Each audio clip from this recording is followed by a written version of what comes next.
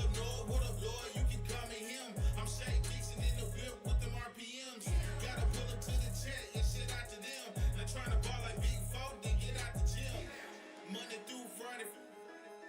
When you see that notification, we about to go live. Hit this track and do your dance like you Karen Lacey. Run it back and turn Matthew to the house, baby. It's Tingle and Cole. Come keep with the show. It's a new era. Let's get it, let's go. It's Tingle and Cole.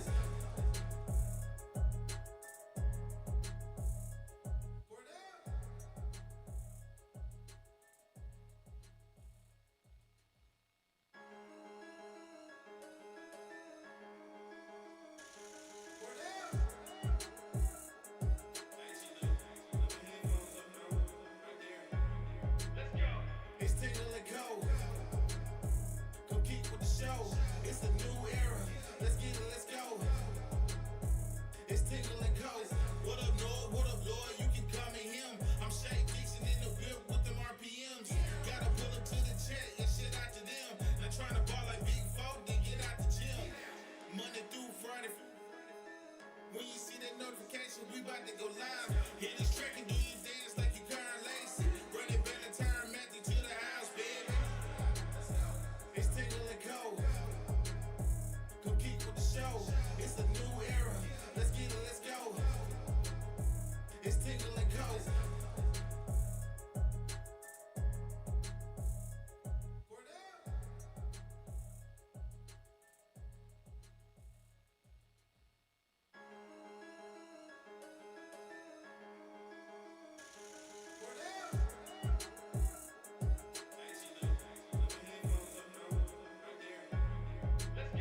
It's Tingle and Cole. Come keep with the show. It's a new era. Let's get it, let's go. It's Tingle and Cole. What up, Lloyd? What up, Lloyd? You can call me him. I'm Shake Dixon in the whip with them RPMs. Gotta pull up to the check and shit out to them. Not trying to ball like Big Four, then get out the gym. Monday through Friday. When you see that notification, we about to go live. Hit this track and do your dance like you Karen Lacey. Run it back and turn Matthew to the house, baby. It's Tingle and Cole. Come keep with the show. It's a new era. Let's get it, let's go. It's Tingle and Cole.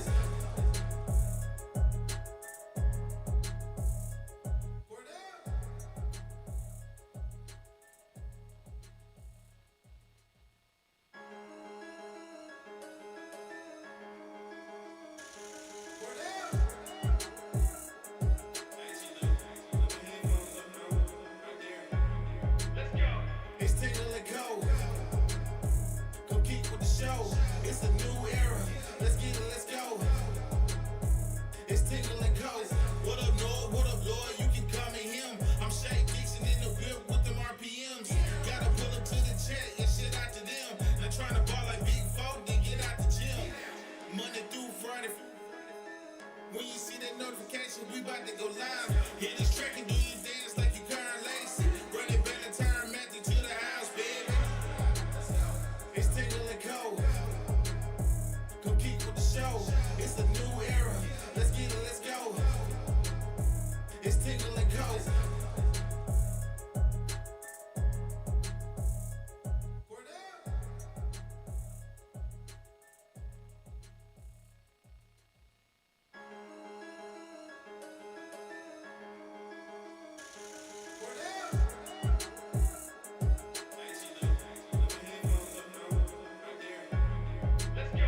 It's Tingle and Cole.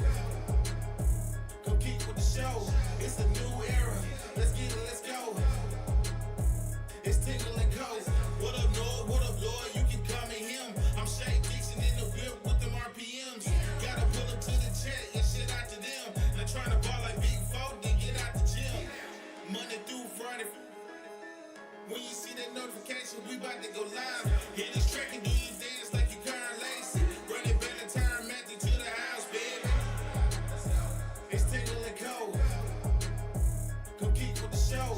It's a new era. Let's get it, let's go. It's Tingle and Cole.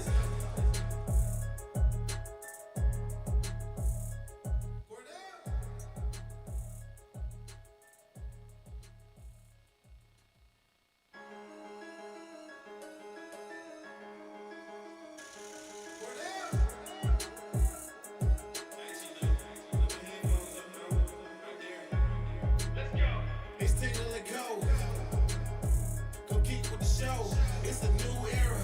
Let's get it, let's go. It's Tingle and Co. What up, Lloyd? What up, Lloyd? You can call me him. I'm Shay Dixon in the whip with them RPMs. Gotta pull up to the check and shit out to them. Not trying to ball like Big Four, then get out the gym. Monday through Friday. When you see that notification, we about to go live. Hit this track and do you dance like you Karen Lacey. Run it back and turn Matthew to the house, baby. It's Tingle and Co. Come keep with the show. It's a new era. Let's get it, let's go. It's Tingle and Co. All right, good morning and welcome in here on this Wednesday morning as we are live from our Southern Regional Medical Center studios. Shout out to Mr. Fun, Chucky Sunshine, the team here at SRMC. Southern Regional takes great care of us. They'll take great care of you. Baton Rouge, Lafayette, Shreveport.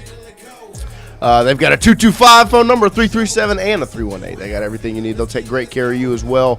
We appreciate Southern Regional for housing Tingle & Co. brought to you by FANDUEL. FANDUEL brings you our show every single day. Make sure you always gamble responsibly. Go download the app. Head over to the website. Just opened the app up, the big, beautiful blue app. That is the FANDUEL Sportsbook app right now. There in the top left of your And you see it spinning around for the entirety of the show. Every time we're live, top right of Noah. it's because of our friends over at FanDuel. No World Cup soccer today? Question mark? Doesn't look like it there. We'll pick back up tomorrow. France, Morocco. It was always messy. And then on Friday, you'll have Spain and Belgium. And if you live bet via our friends over at FanDuel, Argentina as they were down 2-0. I bet it. I live bet that shit on FanDuel. You would have made yourself a little legally, bit of you money. did. And I won. What a 79th and beyond minute it was for Argentina yesterday. I literally walked out of the studio because Argentina was losing 2-0. Game's going down. The clock's ticking away. It's about to be over. Christian's creating Seth Dardar running back on Shout out Seth. Road to Glory. Seth Dardar. And I was like, you know what? I'm just going to go ahead and go grab something to eat and go home. And I am in my car. I pull into my driveway at my house. I open the ESPN app. Argentina wins 3-2. So then I call Christian. How did that happen?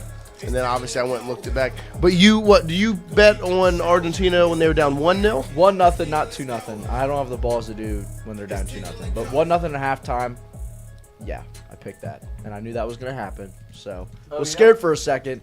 But That was unbelievable. when they got the first one, it was kind of like, okay, we're good. Yeah. We're good. Especially when they got one taken away on Egypt's side. Yeah. They did. Deservedly so. It was a foul. Just waited quite a moment. Classic messy fucking ref job in the World Cup. Look, you see him Messi's wink at so the good. They've got to keep saving him. Look, It's Messi's sad. so good. There's rumors that there's actual corruption around Messi. That's how good Messi is. So y'all keep that in mind. There you go. So not corrupt. And then you, of course, Messi have... winking at the official when they're down 2-0. Come on. Not corrupt. Go watch. I watched him. Yeah, we I'm watched. impressed with. How about that call? Did y'all hear the Telemundo call I did of not the hear goal? Yeah, that was good. Oh, I y'all didn't hear that? I did not We gotta hear throw it that. in the dock. Yep. But What it's for? you would have made yourself some money via our friends over at FanDuel. We appreciate VAR FanDuel. friends? Huh? VAR? VAR, our friends at Friends. FanDuel. As they take great care of us, they bring you Tingle & Co. every single morning, 8-ish to 10-ish a.m. and beyond. I think we might fire up the old EA College Football 27 today. Get back on the dynasty run here They took our job. at Tingle & Co. Yeah, Barstool After Dark hopped on the wave, and they're building a national championship power. I think they're at Baylor right now. They started at ULM, of course. Our home state squad. There we go. Here at University of Louisiana Monroe, the lowest rated team in the game The fastest quarterback in the game as well. as well. So really, really exciting stuff. We appreciate everybody getting in here, starting their morning with us. But boys, Wyatt, Christian, Lloyd, how are we doing, fellas? Doing well. I had Okay. a great night.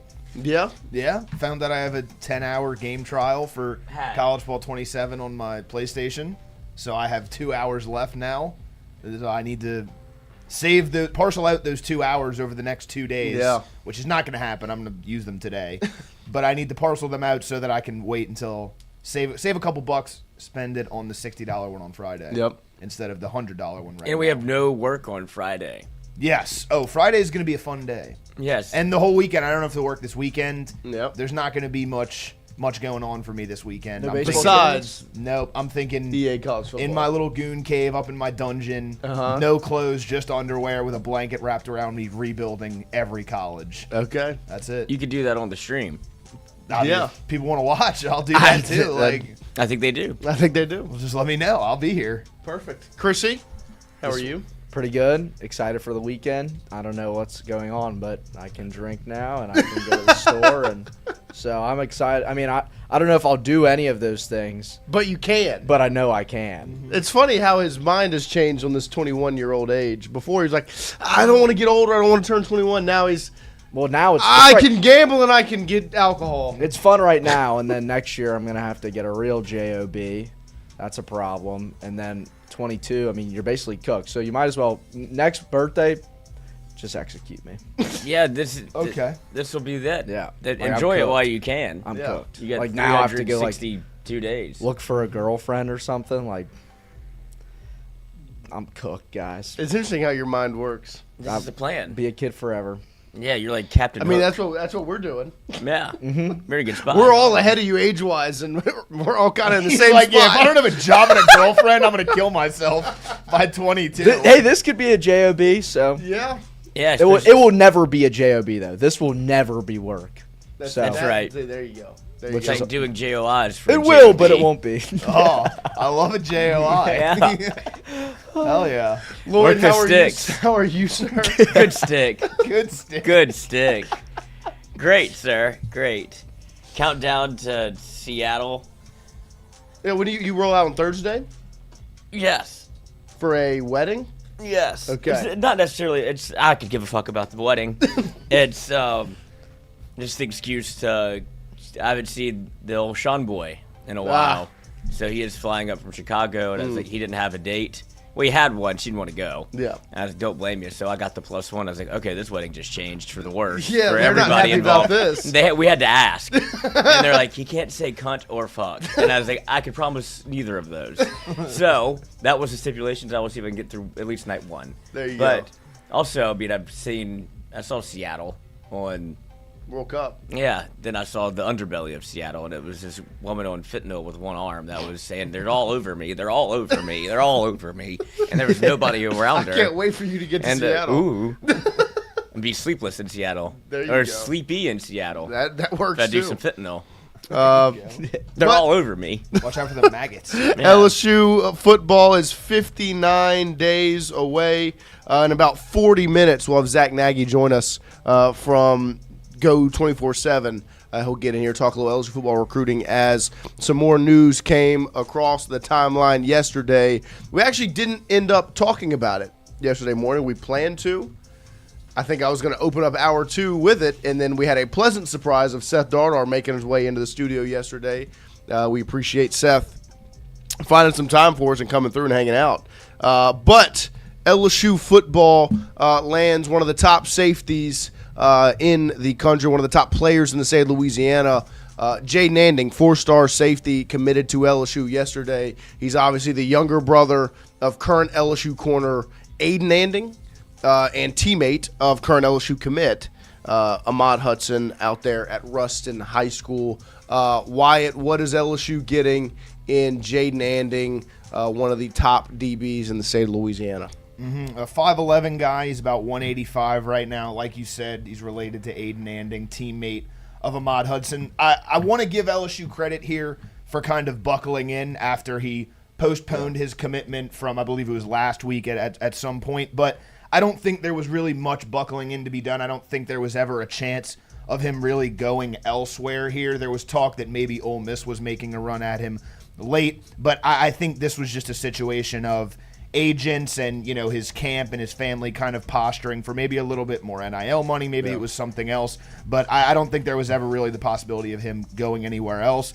As for the recruiting class, this is a great ad, a big-time safety, the number 1 safety in Louisiana, which is always good. And the thing I'm most excited about, he pulled a baby out for his commitment. I saw that. He pulled the fucking Jamal Adams, only tied for my favorite LSU player in the history of my life. So that's the thing that excites me. But now LSU's class, I believe it's up to either 9 or 10 in the rankings, and I'm hoping for some big-time flips here in July, and then into the season we'll see what happens.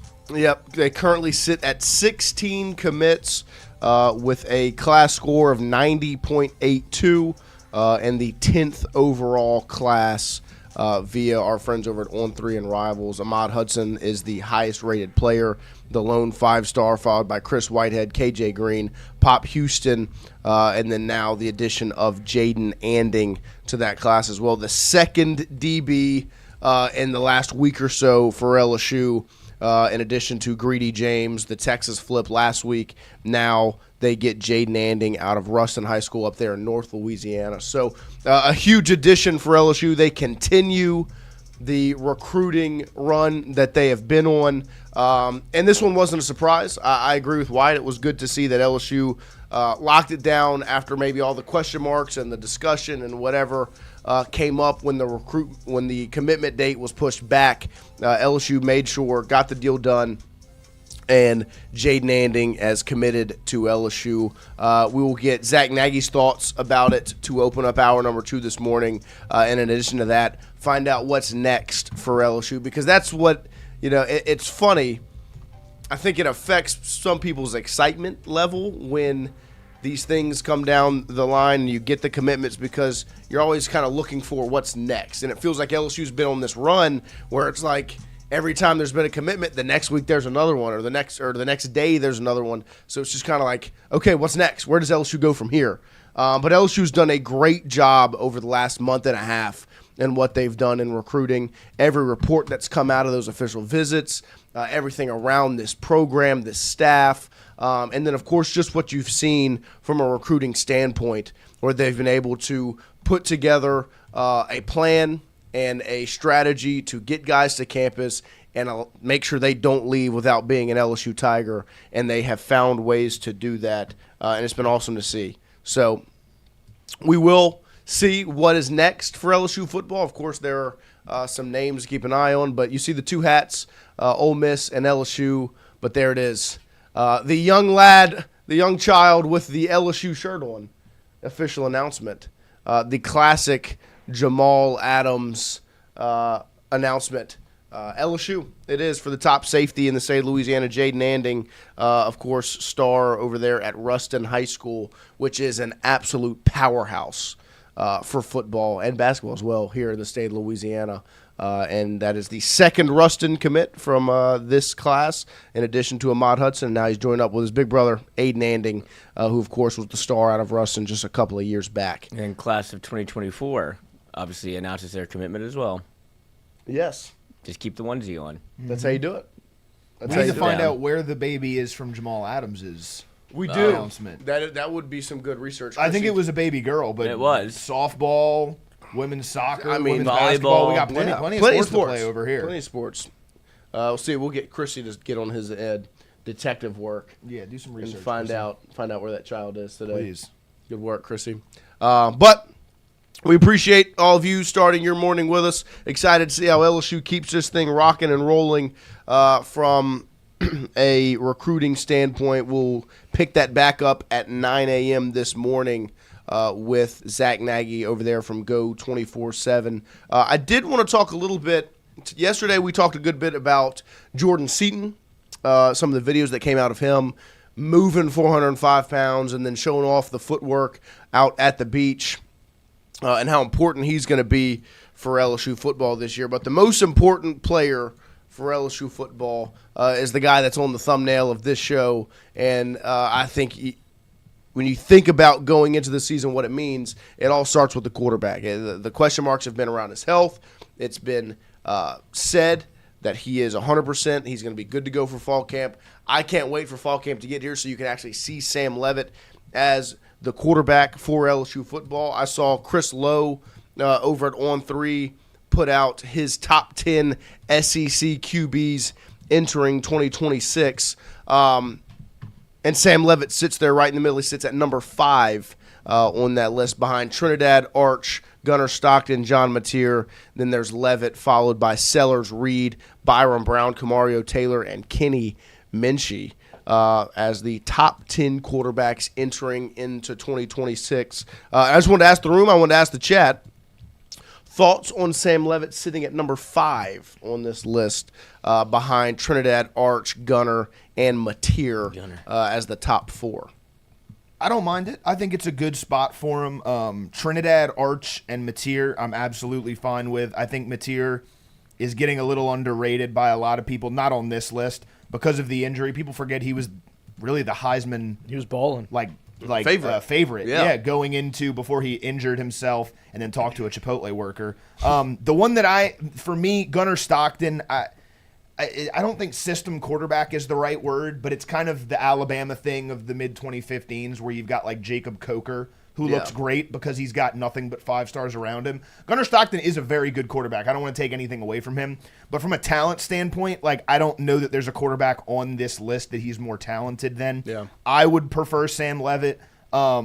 The biggest thing for Sam Leavitt to me when I go back and look at what Trinidad Chambliss was for Ole Miss last year, and he's not Trinidad Chambliss, from a skill set standpoint, but just how he fits into the offense and how decisive can he be, because that was the word that came to my mind when I remember sitting in this very room watching him play the best game I've seen a quarterback play in a while against Georgia in the Sugar Bowl. Was he was so damn decisive. Every single throw was off his back foot, 3 hitches, bang, finds the snag route, finds the go route, finds the dig, whatever it was. He knew exactly what the defense was doing. He knew where he was going before the ball was even snapped, similar to like Joe Burrow in 2019. Like he was throwing it to spots every single time. And so, look, the off-balance throws and the off-schedule plays, they'll always be there, and I think that's Sam Leavitt. That's going to be something that he definitely specializes in. Yeah. But what I want to see is him be decisive in the rhythm of the offense, find the quick plays, get the ball in the hands of your playmakers, and let them do their work. No, I completely agree. I think it's going to be a lot of conversation is around the system, Lane Kiffin's offense, how quarterback friendly it is, all of those things. But you still have to have the quarterback be able to allow the system to be what it is, right? Like you can't have a quarterback that wants to do their own thing in a quarterback-friendly system, and I think that'll be the cool dynamic to witness. But there's a reason why Sam Leavitt chose LSU. There's a reason why he chose Lane Kiffin. You come here because you want to be in that system, that quarterback-friendly system. You go to LSU because you want to play in the best stadium in front of the best fans in the entire world, and you want to play for the best offensive mind in Lane Kiffin. And I think if those two can have the beautiful marriage of quarterback and head coach, in addition to Charlie Weiss Jr. as the play caller, that we anticipate. Look, sitting at 5 preseason is a great spot. Last year LSU was going into the season with a quarterback that was sitting sometimes number 1, sometimes number 2 on these lists. And I would like to start at 5 and then work your way up. And I think that's the position Sam Leavitt's going to be in because he's healthy. From everything that you've heard and seen, he seems locked in, dialed, ready for this season. And I understand why he's behind the 4 guys that are in front of him. I think Gunner Stockton is an interesting one to me, and it's similar to you, Wyatt. And I do think it has a lot to do with the team around him and the monster that is Georgia. But at the same time, the game that I go back to when I think of Gunner Stockton is the Tennessee game last year where he was making every throw. Yeah. And that's when I was kind of like, oh, he's more than I thought he was, right? Like when you think of Georgia, you can think of the Stetson Bennett's. Like Stetson Bennett, you should have never been a D1 quarterback in nobody's eyes. I mean, that's why he had to play JUCO ball, right? But he fit the system. He was able to do what Georgia needed him to do. He made the plays when they were there, and he was a skilled quarterback, but he was better because of what was around him, right? Gunner Stockton is similar to me, but I was very impressed in that Tennessee game. So I get why those 3 are ahead of Sam Leavitt. But I'm just excited to see him work his way up that list from 5 to hopefully higher because I think he will. I think what he can do in this Lane Kiffin system, the skill set that he has, and just how talented he is, I think he'll work his way up from number 5 without a doubt. And if you are a top 5 quarterback in the SEC, that means you're a top 10 quarterback in the country. And that should bring confidence for LSU going into the season without a doubt. I also saw a soundbite from, was it Todd McShay that said he thinks Sam Leavitt could play his way into being a top 5 pick, and I think that is the most intriguing part about this is there is so much conversation around LSU's quarterback in one, you're getting an experienced guy who's made a playoff run before, has played in a playoff game before, but every time that discussion comes up, they always go, oh, well, that he had Scattaboo, right? How much of it was Sam Leavitt? I don't know. I remember watching that game being like, Sam Leavitt's pretty good, right? And then it goes into last year, and they don't talk about any game from last season other than the Mississippi State game where, look, he didn't play well. The stat line looks bad, right? But the quarterback that Sam Leavitt is, the talent that he has, the skill set that he has. But in addition to that, the team that they've put around him. Not only is he entering into this system that is quarterback friendly and will make him better, in addition to that, they've built one heck of a team around him. I mean, they have one of the top rosters in the sport. And he's a big part of that, right? He was the number 1 quarterback out of the portal. I mean, this has nothing to do with Scattaboo. It's a great play call, great play design. It's stand, deliver, make the throw. Mm-hmm. I mean, this guy is experienced. He's played in big-time games like this one you're watching right here in the Big 12 championship, though now the Monster Energy Big 12. But he's played in big games. He's experienced, and now he's going into a system that's better fit not only for quarterbacks in general, but for a quarterback with his skill.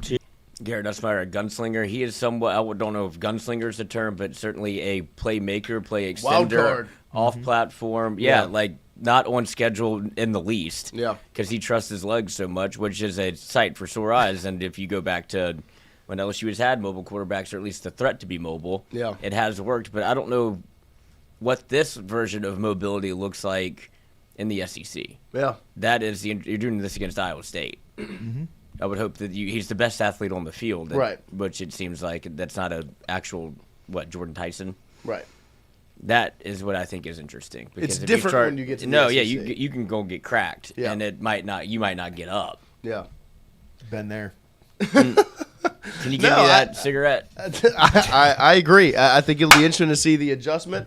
I think in addition to that, it'll be interesting to see just what aspects of that freedom and that wild card aspect that Lane allows to be unlocked in this offense, and what part he maybe tries to settle down a little bit. Because I felt like when I looked at last year, you bring up Nussmeier and the gunslinger, and obviously the injury was the biggest hindrance to his ability to make these plays. But I also thought the play calling, in addition to the injury, it was also much more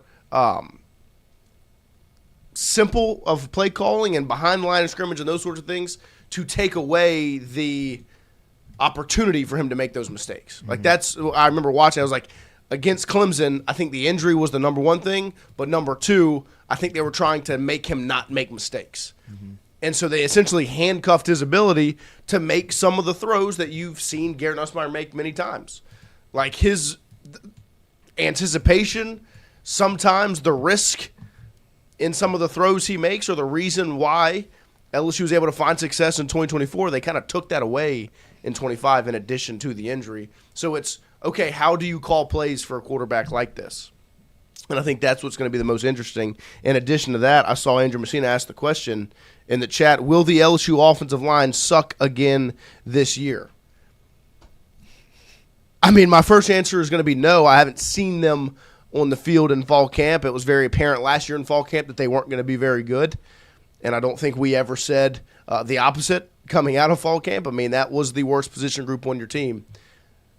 But they've already done the first step in making that group better, right? They replaced the entire line.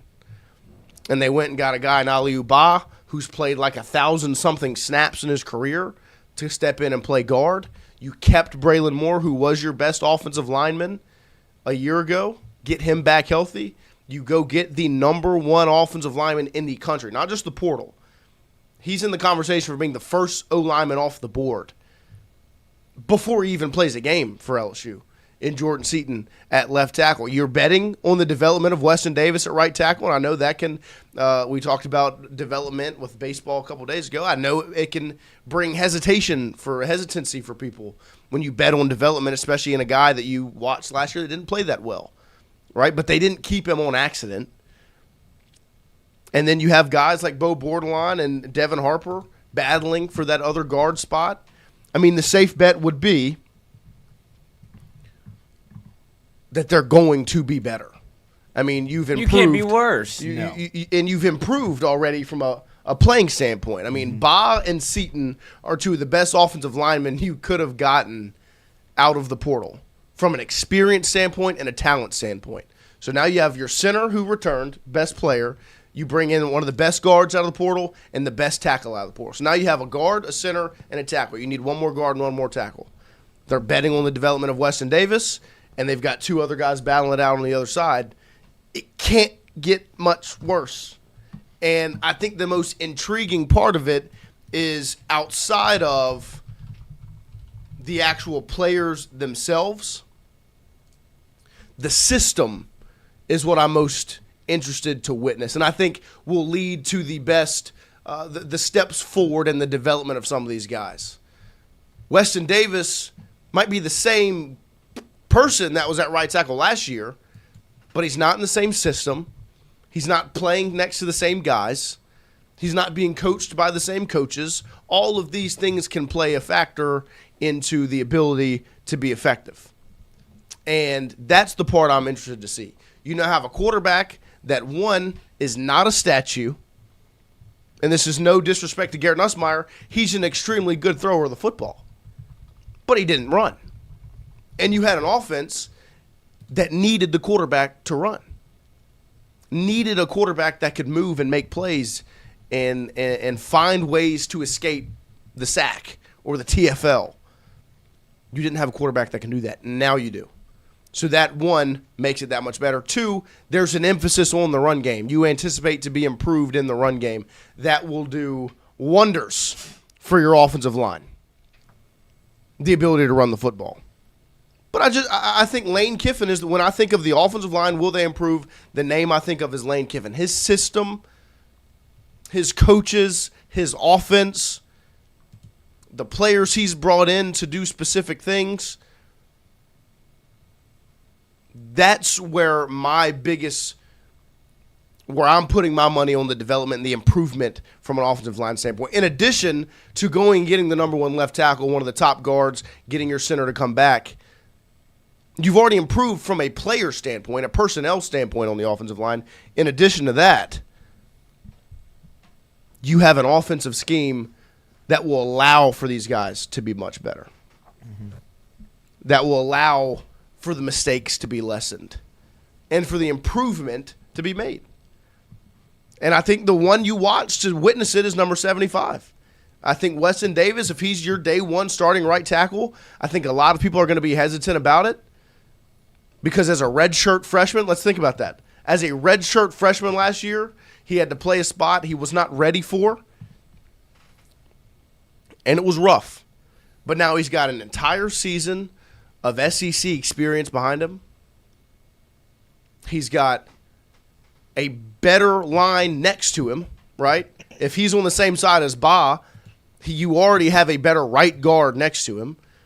You kept the center, who's experienced, mature, has played in these games, big-time games. You go get the best left tackle in the country. So the line, the personnel next to him are already better. And I promise you they didn't keep Weston Davis on accident. He didn't just get passed over when they were going through the roster. Like, that didn't happen. That's not how it works. They kept him for a reason because they believe in what they see. That's the most interesting part to me is if they thought that there was somebody better or even competition, truly, it's not like that's where they were going to stop spending. It was like, you know what, I think we'll be good with a bad right tackle. Right. They have made the decision that they think that Weston, and that is probably the one person, if you had to poll the LSU fan base of like, you need to leave, it would probably be Weston Davis. Just from a totally being, I don't think anybody was more dog-cussed last year besides Garrett Nussmeier or Brian Kelly. Than him. Than probably Weston Davis. Like, what are you doing? Yeah. I'm seeing the front of you a lot as an offensive line where you're turning around to the backfield, and it became like, well, there's no way he's back next year. And he was pretty much the only person that stayed on the offensive front aside from Braylon Moore, where it becomes, okay, well, maybe they see something. And this is also part of it. The way that Brad Davis recruited that offensive line, it was a lot of big bodies that you can't miss on every eval. You can't just go get 3 5-stars. Like, they're actually all bad. Right. And the one that they kept is the one that probably played the most and probably played the worst. But you also bring in, what did I say, Brad Davis, he's gone. You bring in, Eric Wolford, who comes in as an offensive line coach. Worked with Lane before, was at Kentucky. Previously to that, was with Lane at Alabama. Now Lane brings him over to LSU, and we'll see. But it is a change. It's two things that you wanted to change were overhaul the offensive line and bring in a new offensive line coach, and you did both. Yeah. No, I mean, you've made changes to the group that, like, let's not get it wrong. That was the worst position group on your team last year by a wide margin. And quarterback didn't play that well. Wide receiver didn't play that well. But a lot of the times you think and you talk about the wide receiver group not playing well and the quarterback group, it's because of the offensive line, right? That was you had a hurt quarterback and a bad offensive line. Not a good mix. And they're going to be better this year. I can bet on that. It's how much better is the concern, the question. Because ultimately, I see some of the conjectures. Everyone is right. Like that. This is what your team comes down to. You have to win in the trenches.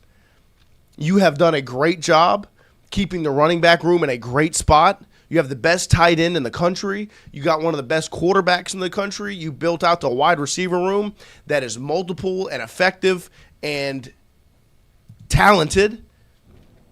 And so what does it turn to? Can the offensive line keep your quarterback healthy and do what they need to do? Can you run the ball? All of those things. That's what it comes down to. But they've done the right things to put it in a spot for that to be effective. They've gotten better players. They've got a system that you've seen work. And it'll be interesting to see the development of some of those guys, Weston Davis being one of them. I mean, look.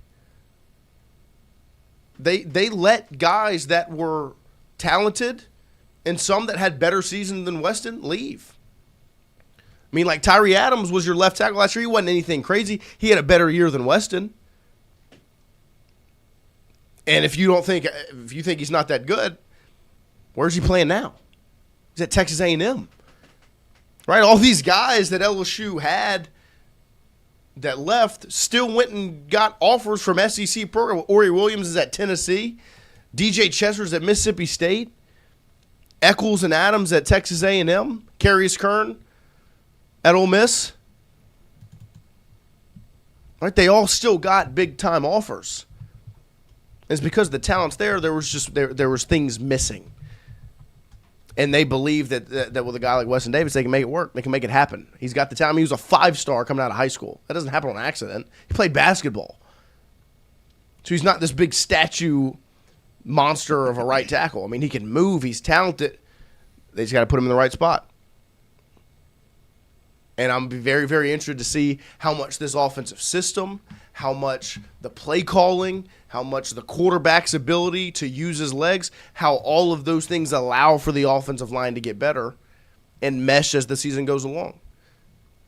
Because they've done what you did. They got you a new position coach. They got better players. And they have a better offensive system. They actually have an identity because you have a coach and an offense that are coming over with an identity. And they've brought in the players that fit that identity. A quarterback that can run that offense. A running back room that has different guys that are good at different things. You don't need Harlem Berry to put his head down and try to go get you 1 yard between the tackles. Because you got Dylan Jones. You got this tank of a man to play running back to do that. And so you can use Harlem in these different spots. You can allow him to be the weapon that he is, right? You don't need Trey Green to inline block against a defensive end. You can split him out wide because you went and got Malachi Thomas. You got Zach Grace from Oregon, right? You got these guys that can put their head down and block somebody, so 14 or 7 doesn't have to. All of those things play factor in the improvement in that group. I am excited to get out to fall camp this year and watch them, see what they look like, who the first 5 is, how it develops over time, as much as fall camp as we get to watch. But as of right now, the offensive line at the end of spring was Seaton, Bordelon, Moore, Ba, Davis. That was your 5. Harper's right there in the mix.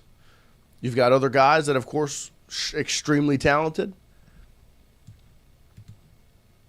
But those are the 5.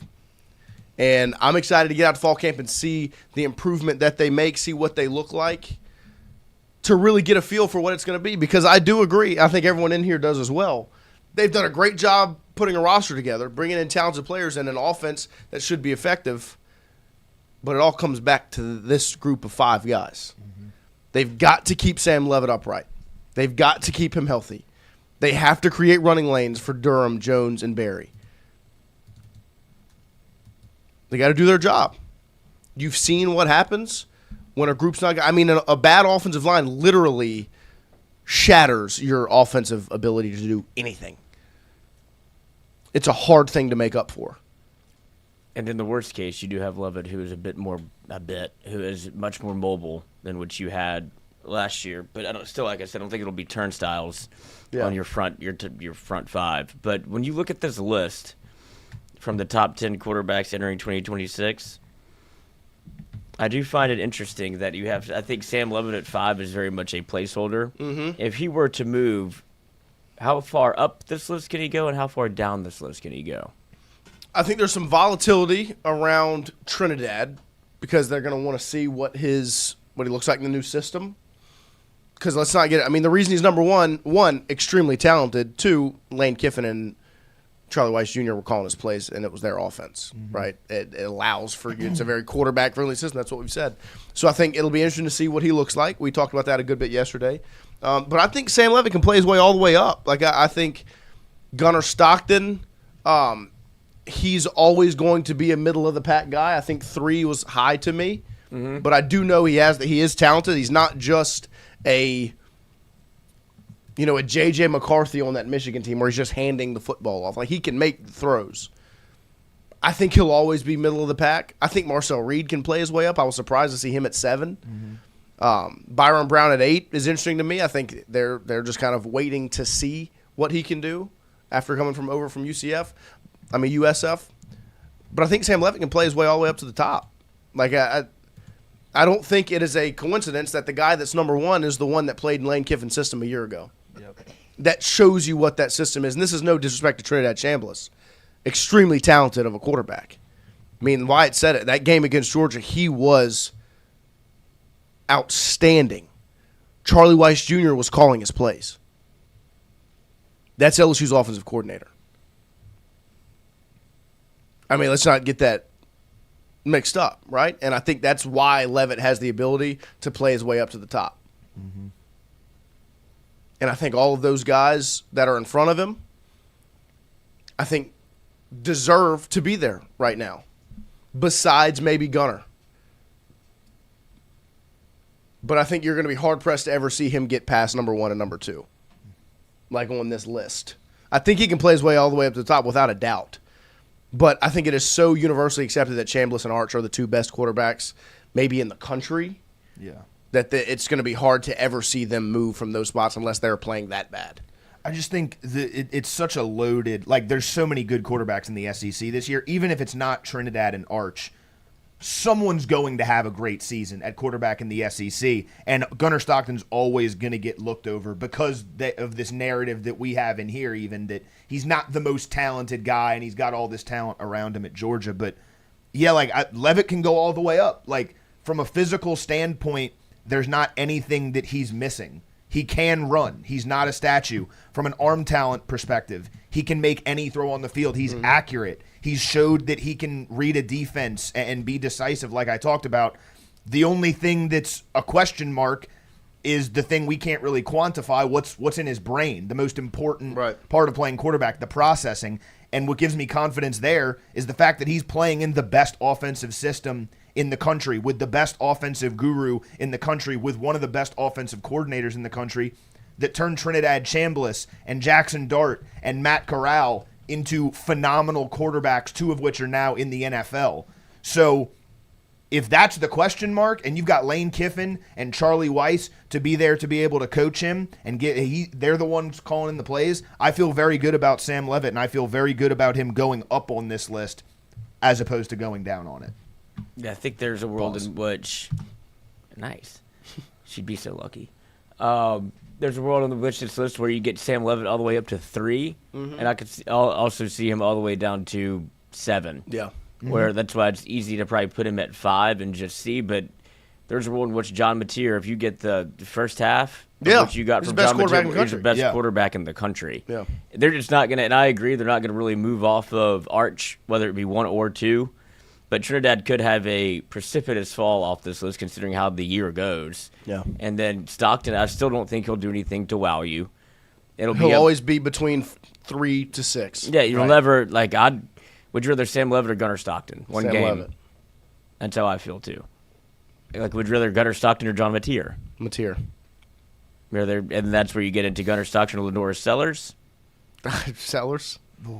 That's what I'm saying. That's where you're like, well, Lenora Sellers can also lose me a football game. Yeah. Yeah, it's Gunnar Stockton's such a high floor. Like, Right. I don't think Gunnar Stockton's going to go out and lose you a football game. But he probably has the lowest ceiling out of the top. Yeah, 100%. Out of all- every That's one of why those he's not guys. number 1. Yeah. That's what happened in the Ole Miss game where Yeah. it's like he can't take the top off the defense Right. consistently. And yet that Tennessee game, you were right to mention that. That was an unbelievable I just game. remember watching it. I was like, he's making every throw on this. That on the field fourth right down throw he made to Elite. basically go to overtime. Elite. Unbelievable. But then you look at the game against Ole Miss, and it's like they can't really throw the ball can't do consistently. anything. They have to rely on the running game. So, like, there's games like that where it makes me feel like Gunnar Stockton can't be any higher, I don't think, than 3. Unless Georgia wins a national championship Right. and he just gets the national championship bias. But he still won't. I still don't think they'll put him out because Stetson was never won.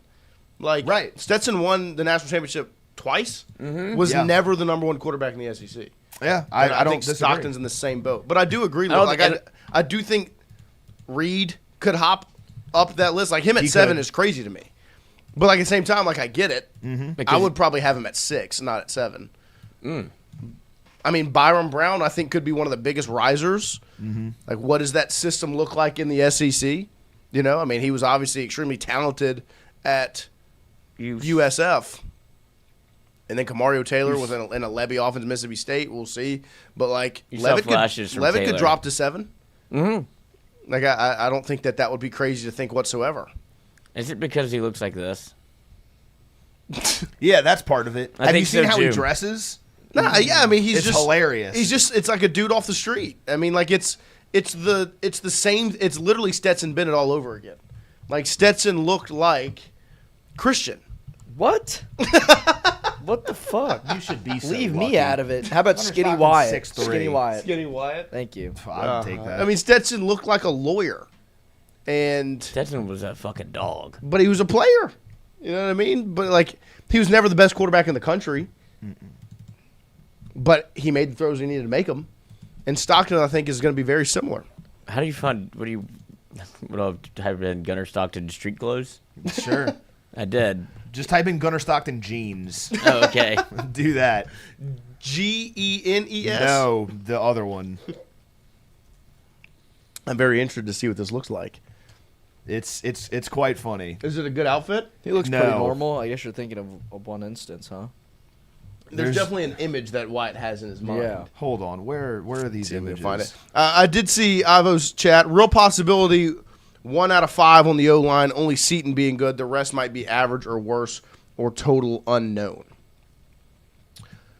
I mean, here's what I'll ask.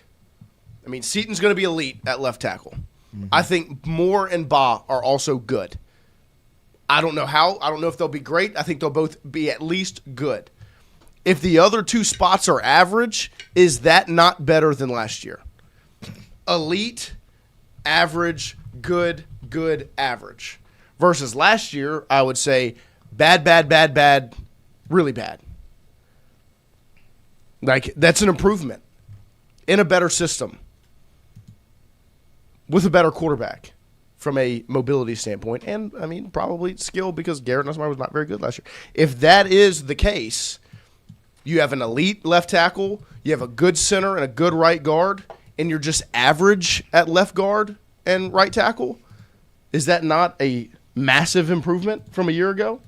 Yeah, that's my thing. Is like you're just going to be better. You have to be. Like, even if they're just average, The offense, it's better. There's just no way in which, not only from an offensive line perspective, but also just from just a general offense, we're all a little snake bitten. Of course. And we're all just a little bit, well, every time I go into this thing with a sense of optimism, I get conked over the head with what was I thinking? This is totally different. You have no reason to not believe that Lane Kiffin is going to put together an offense that's going to score you 30-plus points a game. Yeah. Not only that, it's an offense that if there is deficiencies, he knows how to scheme away from them. And you have a stable of backs. You have a quarterback that's coming back that was ranked the number one. You saw when he was good, he was one of the most dynamic players in the country. You don't know what you have in the wide receiver room, but you know you have talent. That's a place that Lane Kiffin has never struggled to find talent. Trey does green. And if it's the offensive line, you know you have a left tackle. You know you have a center. You can work around the rest of that. Not everything's always going to be perfect. Right. But you have Sam Leavitt with his ability to make plays. It's okay if you get turned around a couple times on the offensive line. You're not going to see somebody take a seat back there like you saw in previous years where it's like, oh, no. Yeah. 3rd and 18. Draw. And what the fuck are we doing? And that is gone. I think there will be your fair share of 3rd and 18s, but I don't think it's going to be let's run the ball here. It might be let's go make a play here. Which that's what I'm excited about because it is totally different going into this year than any sense of optimism we had last year were all warranted because of everybody did the Garrett Nussbaum in year 2. Right. Jayden Daniels in year 2. Right. Joe Burrow in year 2. And it all made sense. And you have a defense. Yeah, and you have a defense. Right. Like you expect to get better on defense. They were markedly better on defense. Well, They were. they ever? wrong They about went that. from the worst to mid to pretty dang good. And that's another thing that you can reference, even if you're looking at the offensive side of the ball. Look what coaching matters. Right. Yeah. No, it And does. you got so much better on that department. And to me, the best offensive lines, not always, but a lot of times, have a lot to do with the quarterback. Like, the reason that 2019 offensive line was extremely talented. I don't want to get that. I mean, Lloyd Cushenberry, Damian Lewis, Sadiq Charles, Adrian McGee, those guys were extremely talented. Joe Burrow made them the Joe Moore offensive line, right? They won the Joe Moore Award because Burrow didn't get sacked. He made the right plays. The system was RPO. They didn't have to do too much. All of those things allowed for them to be as good as they were. Why were the sack numbers increased from 23 to 24 with really almost the same exact offensive line? Was because Jayden Daniels wasn't the quarterback anymore. The quarterback makes such a difference, and I think that's what's going to be the biggest factor in this. If they can just be good as an offensive line, you're one of the best offenses in the country because of the talent you've brought in, the quarterback that you have in the system they're in. Massive. So we appreciate all of you starting your morning with us. Don't forget, every single day we're brought to you by our friends over at BALLY'S, Baton Rouge Casino and Hotel. BALLY'S brings you our show every single day. I told you I see it every time I make my drive to Tiger Stadium. That's how close it is from Tiger Stadium, and it's where you should stay on a Saturday night after a huge win in Death Valley, and even a Friday night to get ready to tailgate the next morning. Or if you just want to go watch the game when it's on the road, you swing over to BALLY'S so you can watch the game on some of the biggest TV screens in the city of Baton Rouge. BALLY'S, Baton Rouge Casino and Hotel brings you our show every single day. What they've done with that place is awesome. The actual investment they put in, you can see the return on it in that place. It's beautiful when you walk through the doors. It's a great place for you to go stay right down the road from Tiger Stadium on a game day weekend. And when it's a road game, you can enjoy LSU versus whoever they play, whether it's in Oxford against Ole Miss, Knoxville against Tennessee. You can sit and watch it on some of the biggest screens in the city and still enjoy 25,000 square feet of some of the best gaming you can find in Baton Rouge. We appreciate BALLY'S bringing you our show every single day. Make sure you go check out BALLY'S Baton Rouge Casino and Hotel. Get ready for football season this year. We will take a quick break here. We'll come back. We'll pick up the LSU football recruiting conversation here in the month of July with Zack Nagy from Go 24/7 right after this. M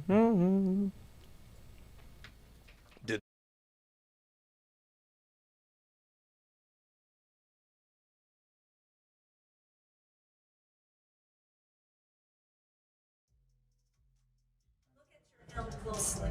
There's a gap right here in the letter M. It's never connected. So you go into Hebrew.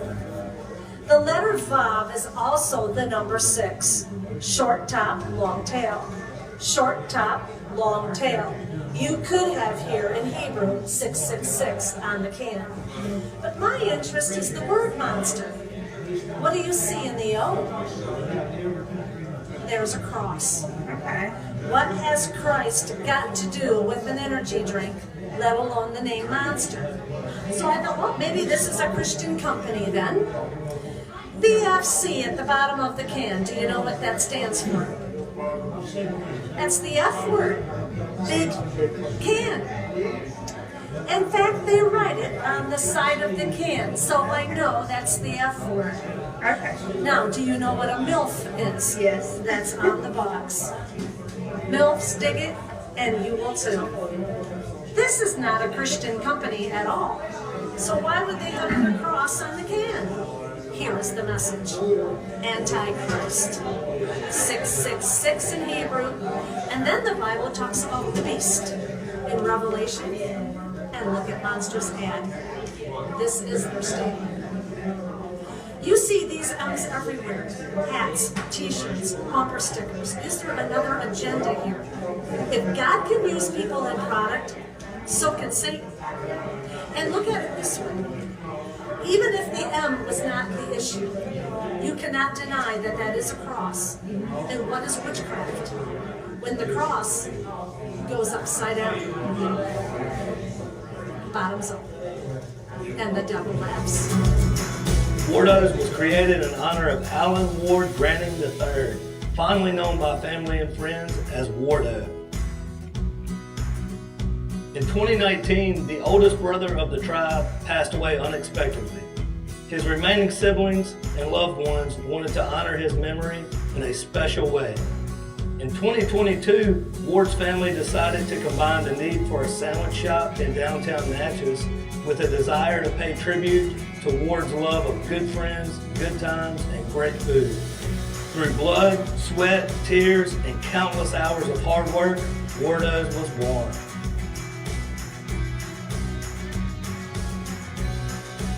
So go visit Wardo's today at 309 North Broadway Street in Natchez, where the po' boys are so good, you'll swear you're in Cajun country. Hey, Miss Lou, come visit us, Tom and Wright Granding at GOMART On-The-Go Deli. GOMART has clean restrooms, community coffee, an awesome beer cave, and a great selection of anything you may need. Located at the corner of Highland Boulevard and Highway 61 South in Natchez. Also stop by Wardo's Po' Boys at 309 North Broadway on the beautiful Natchez Bluff, where everyone is family.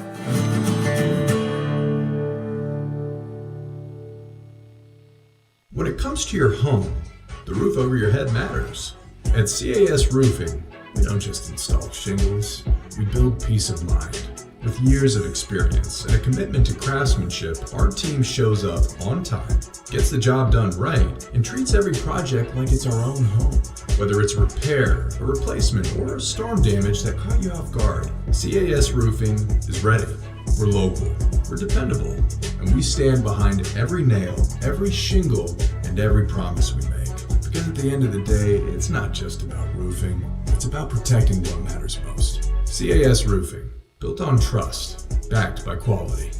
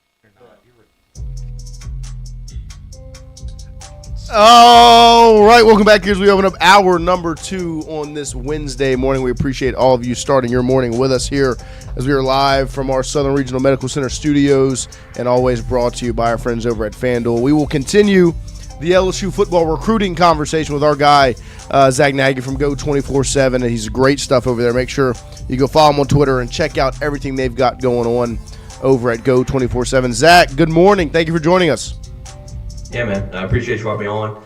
Man, that monster thing made me die laughing. Y'all are insane, bro. I appreciate y'all for having me on, but that was hilarious, dude. That is LloydCourtney.com. Thank you, sir. That's just what the Big 12 know. What they signed up with, that signed lease with the devil.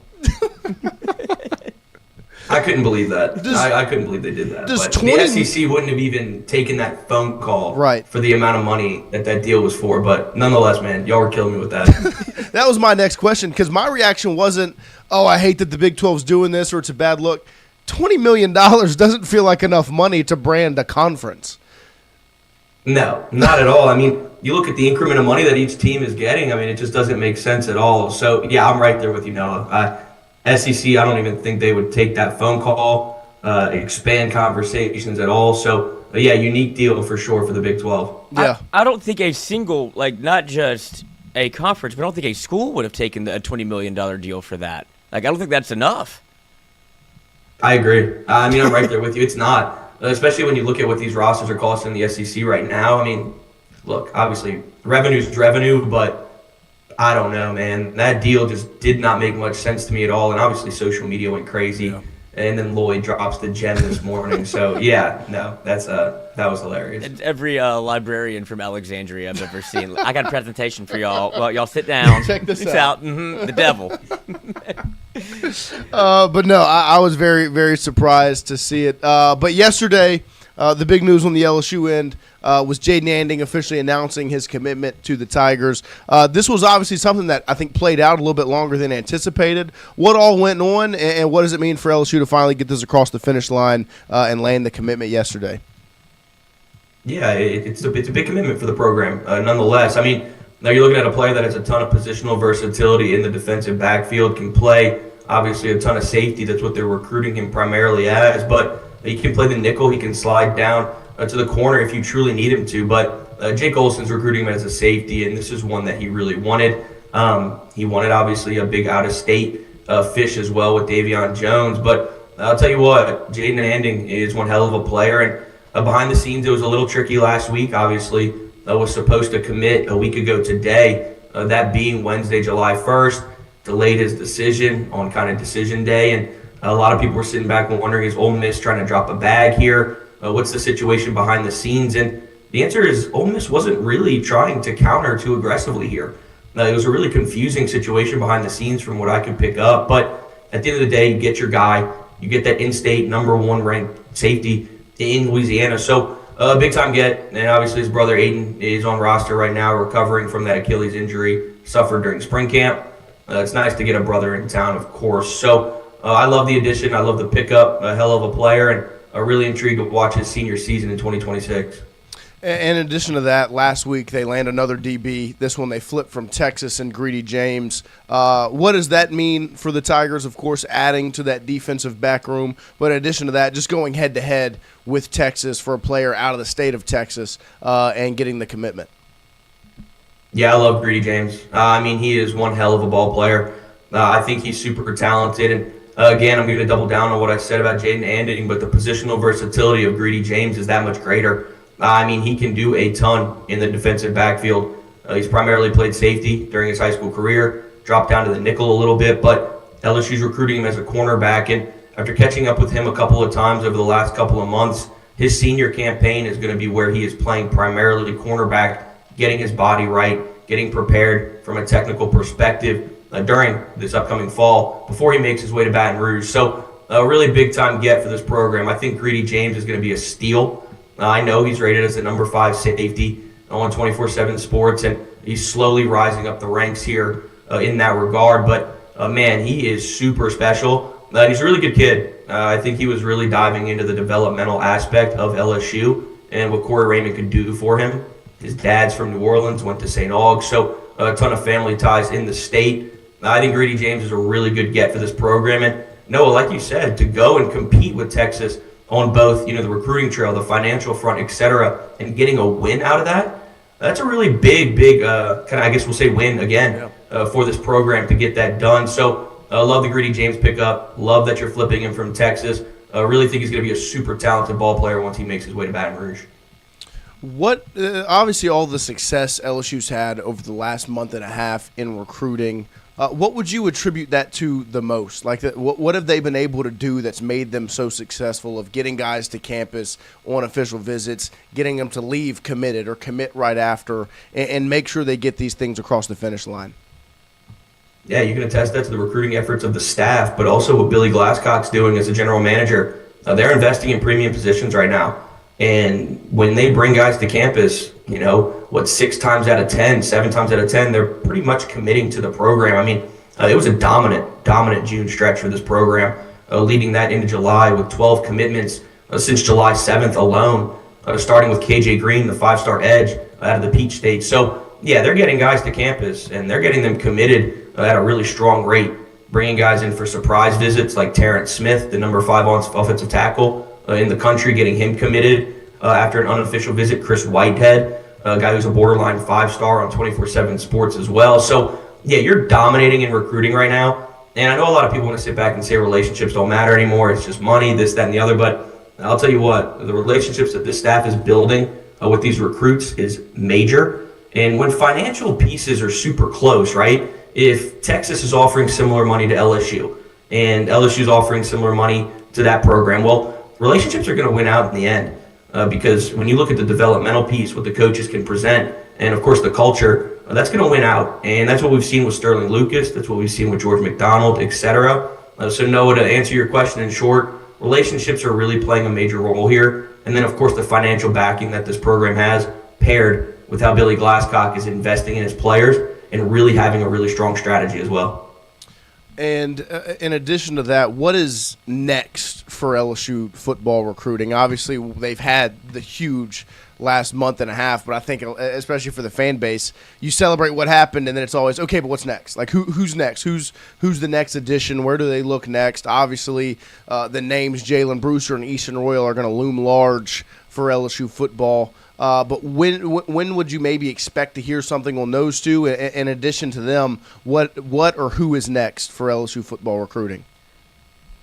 Yeah, I think it's $1 million question, right? You're up to 16 commitments right now. I always expected this haul to hover around 18 to 20, so they're on track to do that, I believe, in the back of my mind.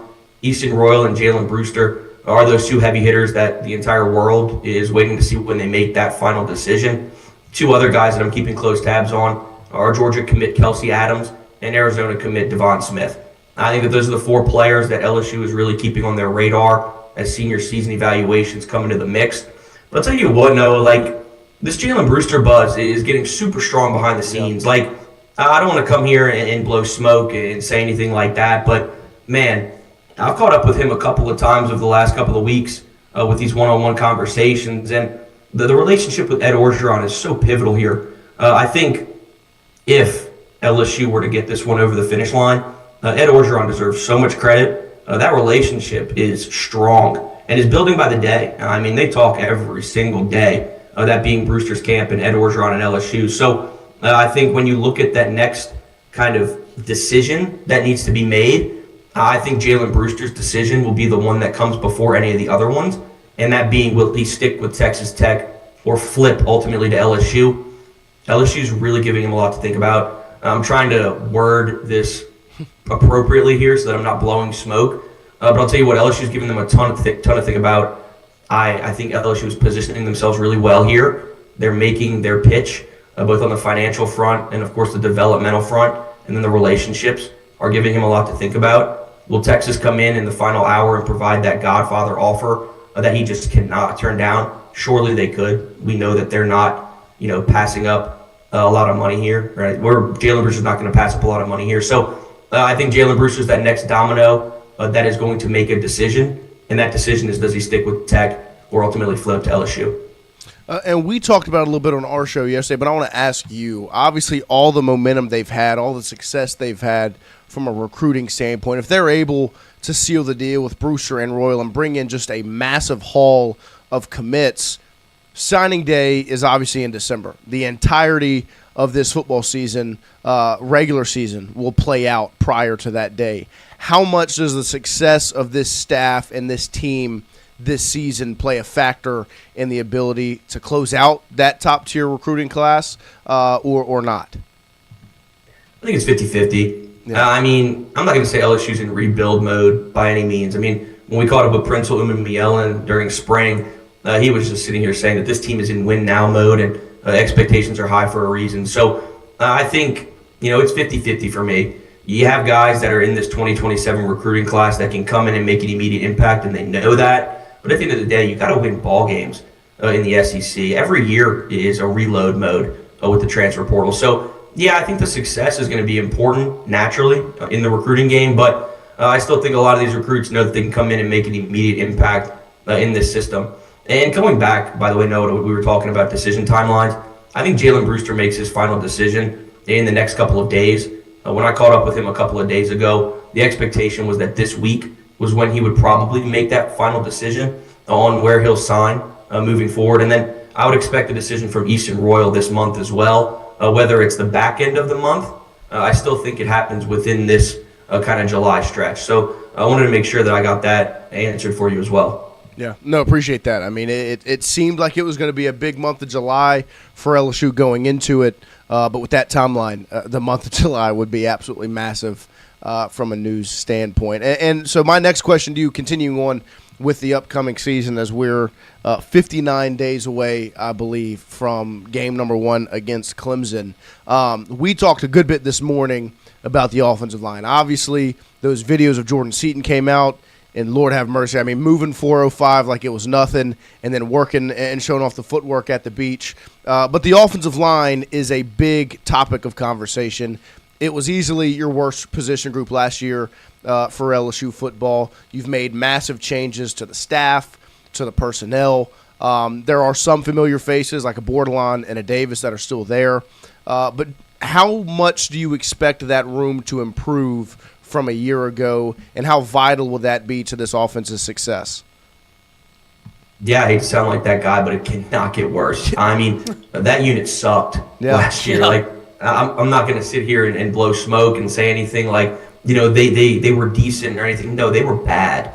And so I think you bring in Eric Wolford, who's a really talented coach from a developmental perspective, pair that with the newcomers that you have. I mean, you're in a really good spot. I think Jordan Seaton's the man. I think he's going to be such a pivotal piece naturally to this O-line. You put, of course, Bo Bordelon, who has a strong story. I mean, this is a fifth-year senior that we're talking about that's coming in and really pushing to start come week 1 against Clemson. Braylon Moore, that anchor in the middle. Aliou Ba is a player that's not generating enough buzz, in my opinion. I think he deserves a lot more credit than he's receiving. Those within the building believe that he's going to be a massive block to what they do in the trenches this year. And then Weston Davis. We saw the saga last year at the right tackle spot. It was not good. But there's a ton of improvement down the stretch of the year, and there's been a lot of praise this offseason as well in what he can provide. So, long story short, I think that this unit can be really special in 2026. I think they're going to be substantially better, and I think it's going to unlock a really, really strong offense. Lane Kiffin loves to run the football. He loves explosive plays in the passing game, of course, but he loves a balanced attack. And he's going to utilize Dylan Jones, Harlan Barry, Caden Durham in the run game. And, of course, in order to get that off the ground, it starts with blocking in the trenches. And I think this unit's going to look a ton better than they did last year. Obviously, it's easy to say considering they were very bad last year in the trenches. But I truly believe that it's going to be a really, really solid step in the right direction this upcoming fall. And then we'll stay in the trenches, but on the other side with the defensive line, we talk about Brewster. He would be a huge addition, not just for that class, but to follow up what you did last year in recruiting that position. What do you expect from that defensive line group for LSU going into the season? Obviously, you talk about Umanmielen and Jordan Ross; those guys got out of the portal.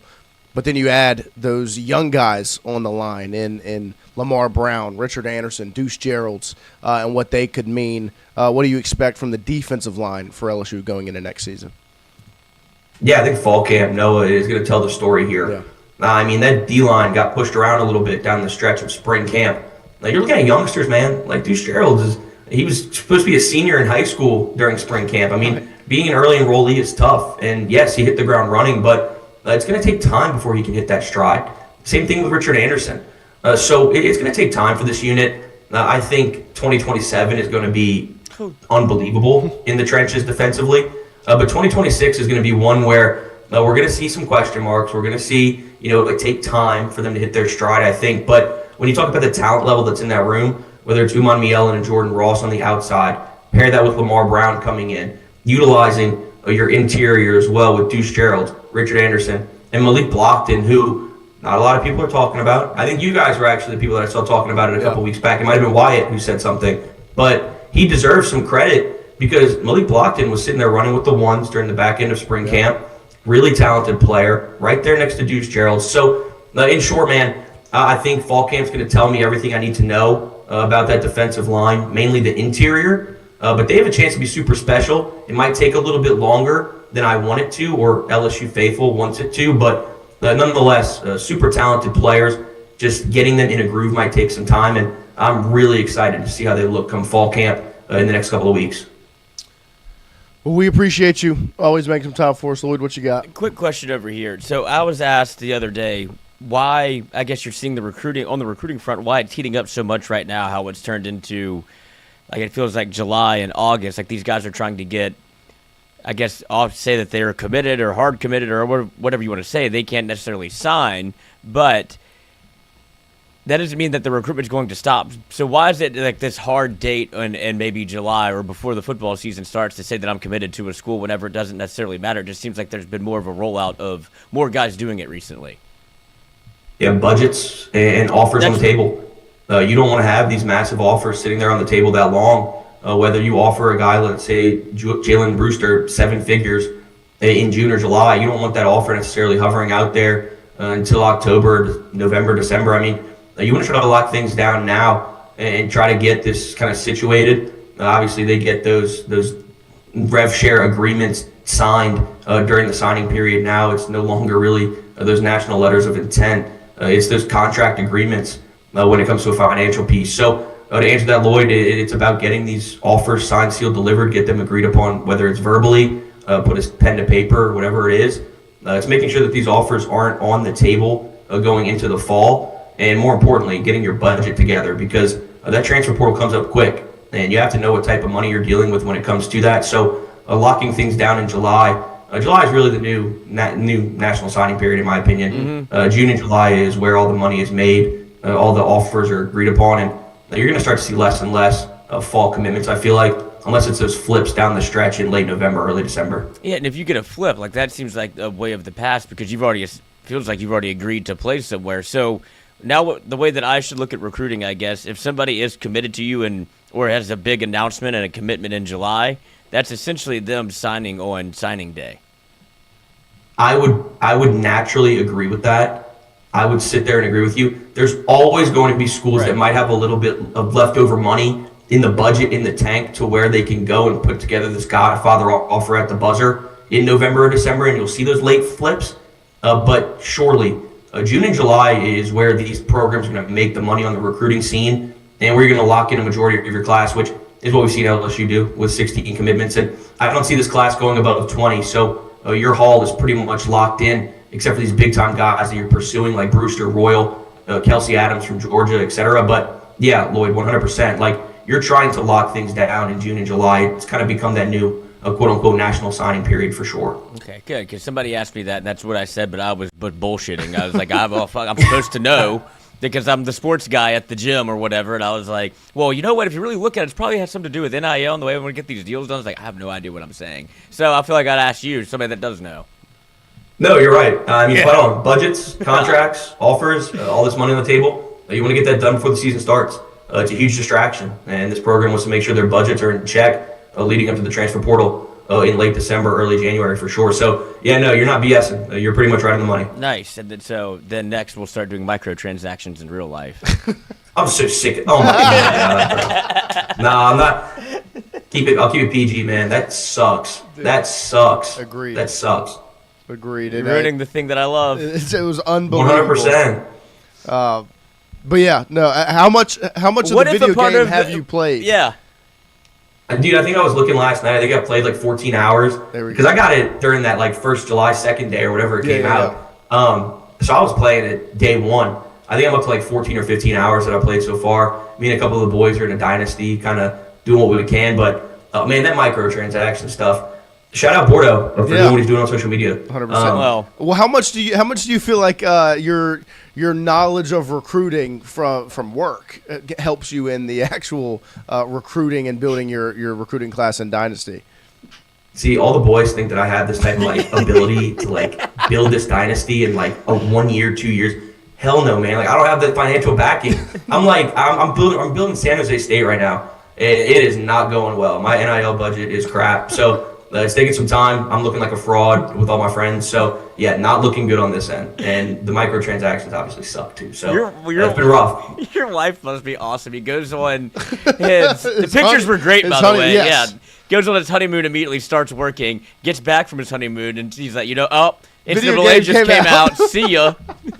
Dude, everybody keeps saying that. Like, you go from getting married to the honeymoon to getting back, and you're just playing NCAA like crazy. They're saying everybody's talking about life must be good. Man, I'm still working my butt off, but no doubt, dude. Like, getting to play NCAA right when I got back was awesome. So, yeah, for sure, Lloyd, you're spot on. Hell yeah, brother. Well, we appreciate you. Of course, congratulations on all the success and your wedding as well, and all of those things. And we appreciate you always make some time for us. And we'll talk to you again soon.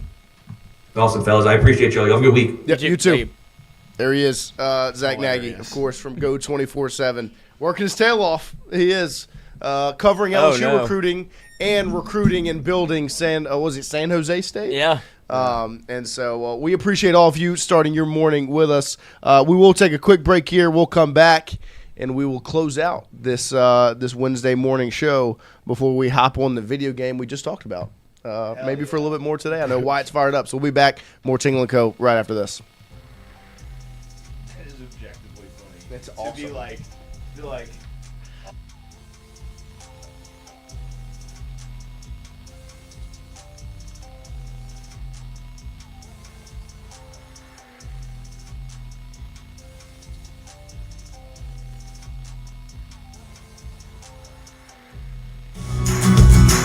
Wardo's was created in honor of Alan Ward Granning III, fondly known by family and friends as Wardo.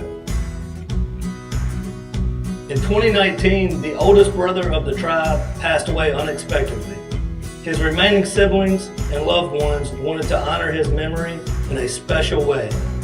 In 2022, Ward's family decided to combine the need for a sandwich shop in downtown Natchez with a desire to pay tribute to Ward's love of good friends, good times, and great food. Through blood, sweat, tears, and countless hours of hard work, Wardo's was born.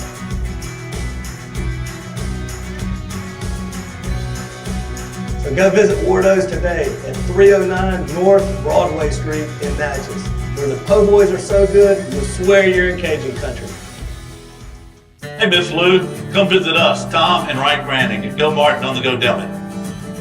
GOMART has clean restrooms, community coffee, an awesome beer cave, and a great selection of anything you may need.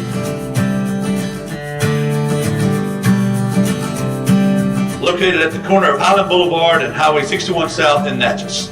Also stop by Wardo's Po' Boys at 309 North Broadway on the beautiful Natchez Bluff, where everyone is family.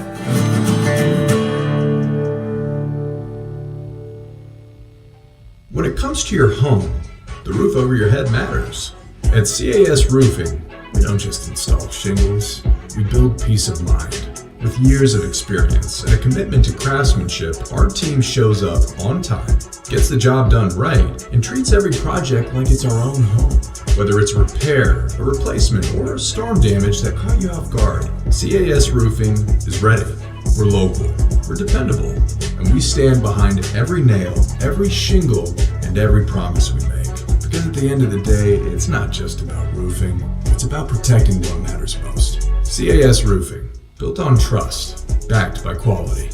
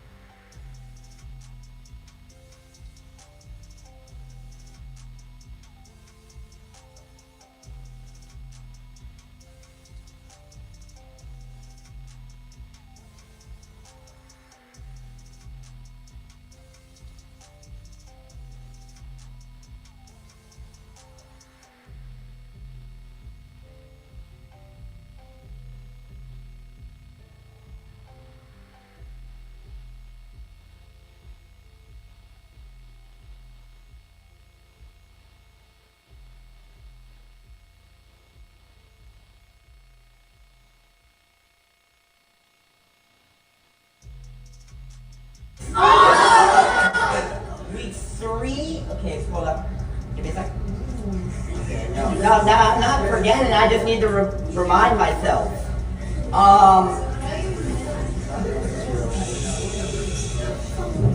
Oh, they lost to the Pats. Or they lost to the Dolphins. 5 they had to buy. 6. Okay.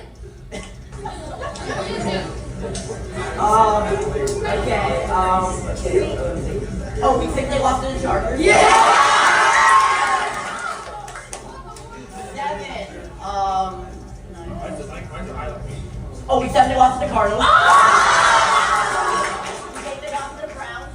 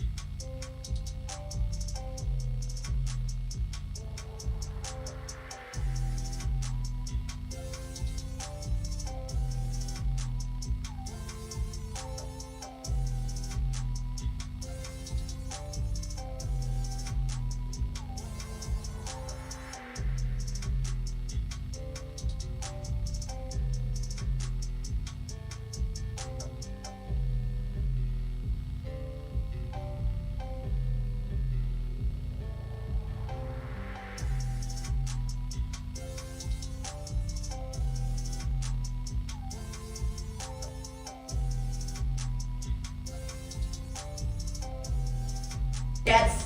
What? Week 2 they lost to the Texans. Week 3. Okay, hold up. Give me a sec.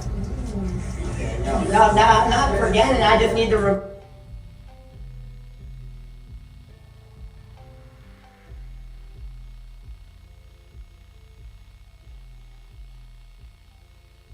Chris, That was you naming porn stars. You.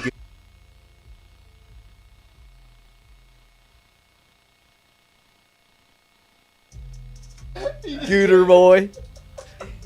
That's you naming. He's not wrong.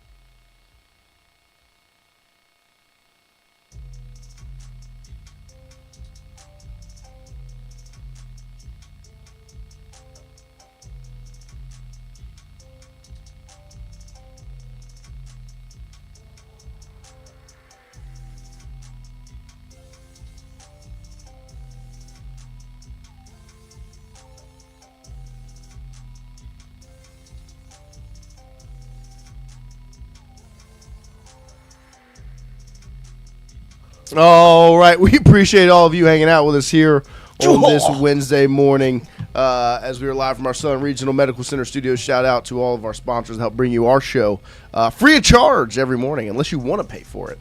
And then I guess you can. I saw we did get a super chat earlier in the morning from Cajun Curveball. Let's see. $5 super chat. 5 claps. Ready. I sat behind the goal for Argentina and Egypt. FIFA robbed Egypt. Clear penalty on Salah in the box, Chrissy. In the Atlanta airport now. That was a disgrace. Soccer boys, I don't care. Thoughts? Did you see Speed? He's right. Speed was behind the goal as well yesterday. Yeah. I mean, Messi is FIFA's little Shea Gilgeous-Alexander. They're going to do whatever they can to protect him. Look, when you're that they're good, going to make all the wrong calls to make sure that they're little special boys. When you're that good, you have corruption rumors around you. I mean, look at Tom Brady, fellas. I mean, look, they went to go get Tom Brady. He grabbed the ball out of the air at midfield, and they didn't give him a red card. Like, that's the number one rule in soccer is you can't grab the ball with your hands. The ball's up in the air, and he caught it like that, and they didn't give him anything. Because he's their little special boy, and they wanted him to make their money. Which is fine. I'm not saying he's bad. He is objectively the second greatest player of all time. And behind that's Messi? fine. But but he absolutely gets, and his team, Argentina specifically, when you're that gets good, some unbelievably bad when you're that good, calls. sometimes you get calls, man. That's just how it is. That's how the game. Because I have seen people get fouled and fall on top of the ball in one fell swoop. Pick it up. That happens all the time. Yeah. That's way different than what happened. Okay. You can look up the clip. The ball's literally in the air, and he just catches it. That's like when players know they got fouled, they're going to grab the ball, so the referee has to stop the game basically and call the foul. That's not at all what happened in this situation that I'm talking about. What happened in that one? The ball's in the air, and he catches the ball with his hands. And then what? Nothing. The referee stopped the game. I think something occurred before I don't then. think anything That's what really I'm happened. thinking. No, something I'm pretty sure occurred before that. I don't know the exact clip, but I saw something on Twitter, and it was like... Yeah, I'm sure the referees had to find something to justify why Messi would do something like that. I respect his superpower. What's his superpower? Soccer. Oh, yeah. I mean, he's unbelievable. He is... Would you say Ronaldo gets similar calls? No. Okay, well, that's just not even... Because I'm trying to go about this by not putting Ronaldo down, but I think I have to, and... The Champions League final versus Liverpool, Sergio Ramos takes out Mo Salah, gets his shoulder dislocated, gets a yellow card. Okay. Liverpool lose the Champions League final. 3-2, so it's still. But they would be even in Champions League finals if they didn't win that and Liverpool had won. But you're arguing one call, they won that game. Okay, you're 3-1. arguing one call. I'm arguing multiple calls. No, you're not. The foul on Egypt was not like it was a minute and a half before the goal yesterday. No, it wasn't. They It lost started the the game fast by break. one Go goal. watch the goal. It was 30 seconds. It was a minute and a half. It started before the goal, all the way Egypt across fouled the him. field. Egypt fouled him. The They got a referees fast break allowed off the them foul. to play for 60 to 90 seconds. They after scored that. on a fast break Lionel because Messi of the grabbed foul. the ball out of the Go air watch the against clip. Netherlands. Go I watch watched the the clip. clip. I watched the game in here with They you. fouled him. They go on a fast break. They score a goal. Right. It gets called back because the foul occurred. The referee missed it. Good call. No. Yeah, that's how VAR works. Nope. Ronaldo VAR has Argentina. Ronaldo gets Yeah, the I'm same sure it benefits works. of it. I'm sure that's how it works with Argentina. It doesn't work with that way with everybody else. Here we go. Mo Salah got fouled in the box. No penalty. No, he just didn't. Okay. Now, when he's playing Messi, I'm sure he didn't get fouled, yeah. And he just did not get fouled yesterday.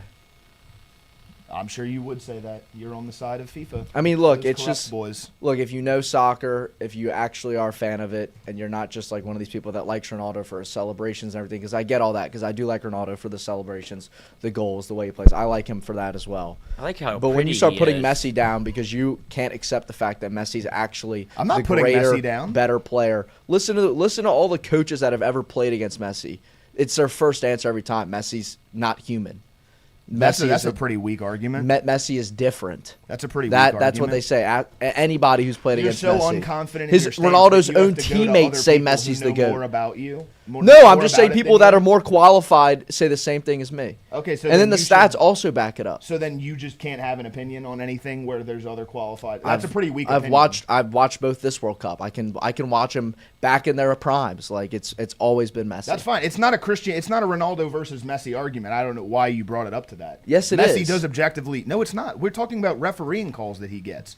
You brought up Ronaldo. But you're and using asked this. if he You're get- using this to prop Ronaldo up. No, I'm as not. I have not. You brought Yes, up Ronaldo. because when I asked you, I have not said a single thing about Ronaldo. Yes, because then I asked you, does Ronaldo get similar calls? You said no. You asked me. Yeah. What am I supposed You to said not no. answer? Yes, It's true. No, Ronaldo does get similar calls. Okay, fine.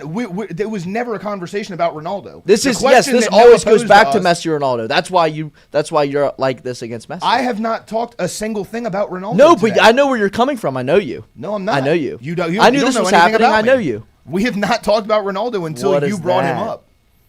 Oh, that was the guy in the bathroom yesterday. He was in there again. Was he really? Mm-hmm. We gotta fucking. We gotta put a lock on that. Is that Yeah. is that sausage or poo? I think it was formerly sausage. That's now. Cocoa Puffs. Cocoa Puffs. Cocoa Puffs. That was good work. SpongeBob. That was good work, you two. SpongeBob. Yeah, Sabrion says quit arguing, just fight it out. No, Chrissy doesn't want that. He would end. You're up right. I just don't like want to Trey get sat Segura. on. I'd like to actually fight. Fight, fight, fight. That's what all I heard we're doing this We should conversation. put the gloves on. You don't want that. I got boxing in my. The problem blood. is if we put the gloves on, I can't go to the body. Just too much padding. I would have to go for the head.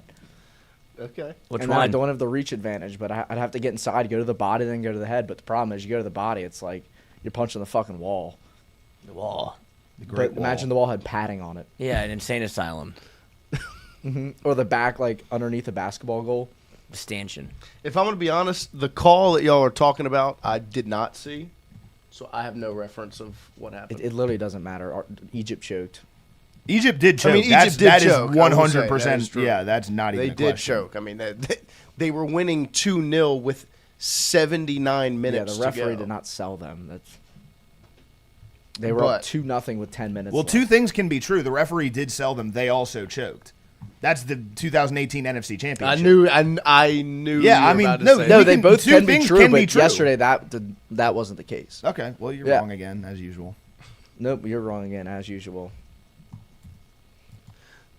You two are entertaining. Well, that's he's a for sure. bitch, so.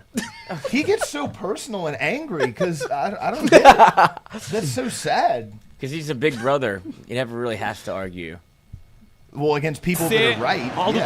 Yeah. Lloyd, what are we doing? What over is here? this? This is the Messi's POV of goal. Messi. Look at that nose. Oh, this is cool.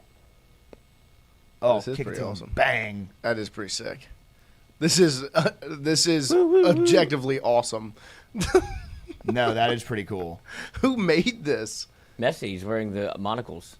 Oh, This is got. I do think like scoring a goal like this in soccer is up there with like the best feelings that an athlete. That can is feel that's a great pass. in all sports.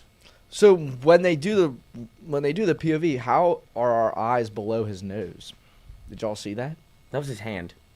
No, that was his nose. Look at the nostrils. It was under his. It was the under of his neck. Like it's, Well, then how That's how his are hand. Hand. his Those eyes are should be hands above right his here, nose? right What here. is that, That's his nose. Oh, we're in his mouth. It looks like it. bro? That's a nose. That is a nose. Hunter Hall. One thing is true. I hate that saying. Where was the VAR review for Egypt? What, Chrissy? 2 claps. 2 claps. Ready. Bro, I'm not arguing with fucking Cajun curveball, motherfucker. Like, dude, what are we doing?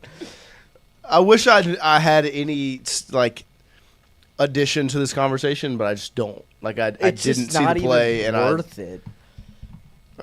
But refs make bad calls sometimes. Absolutely. They show favoritism. It is the name of the game in every sport. The majority of the time, the best players get the better calls because that's how it goes.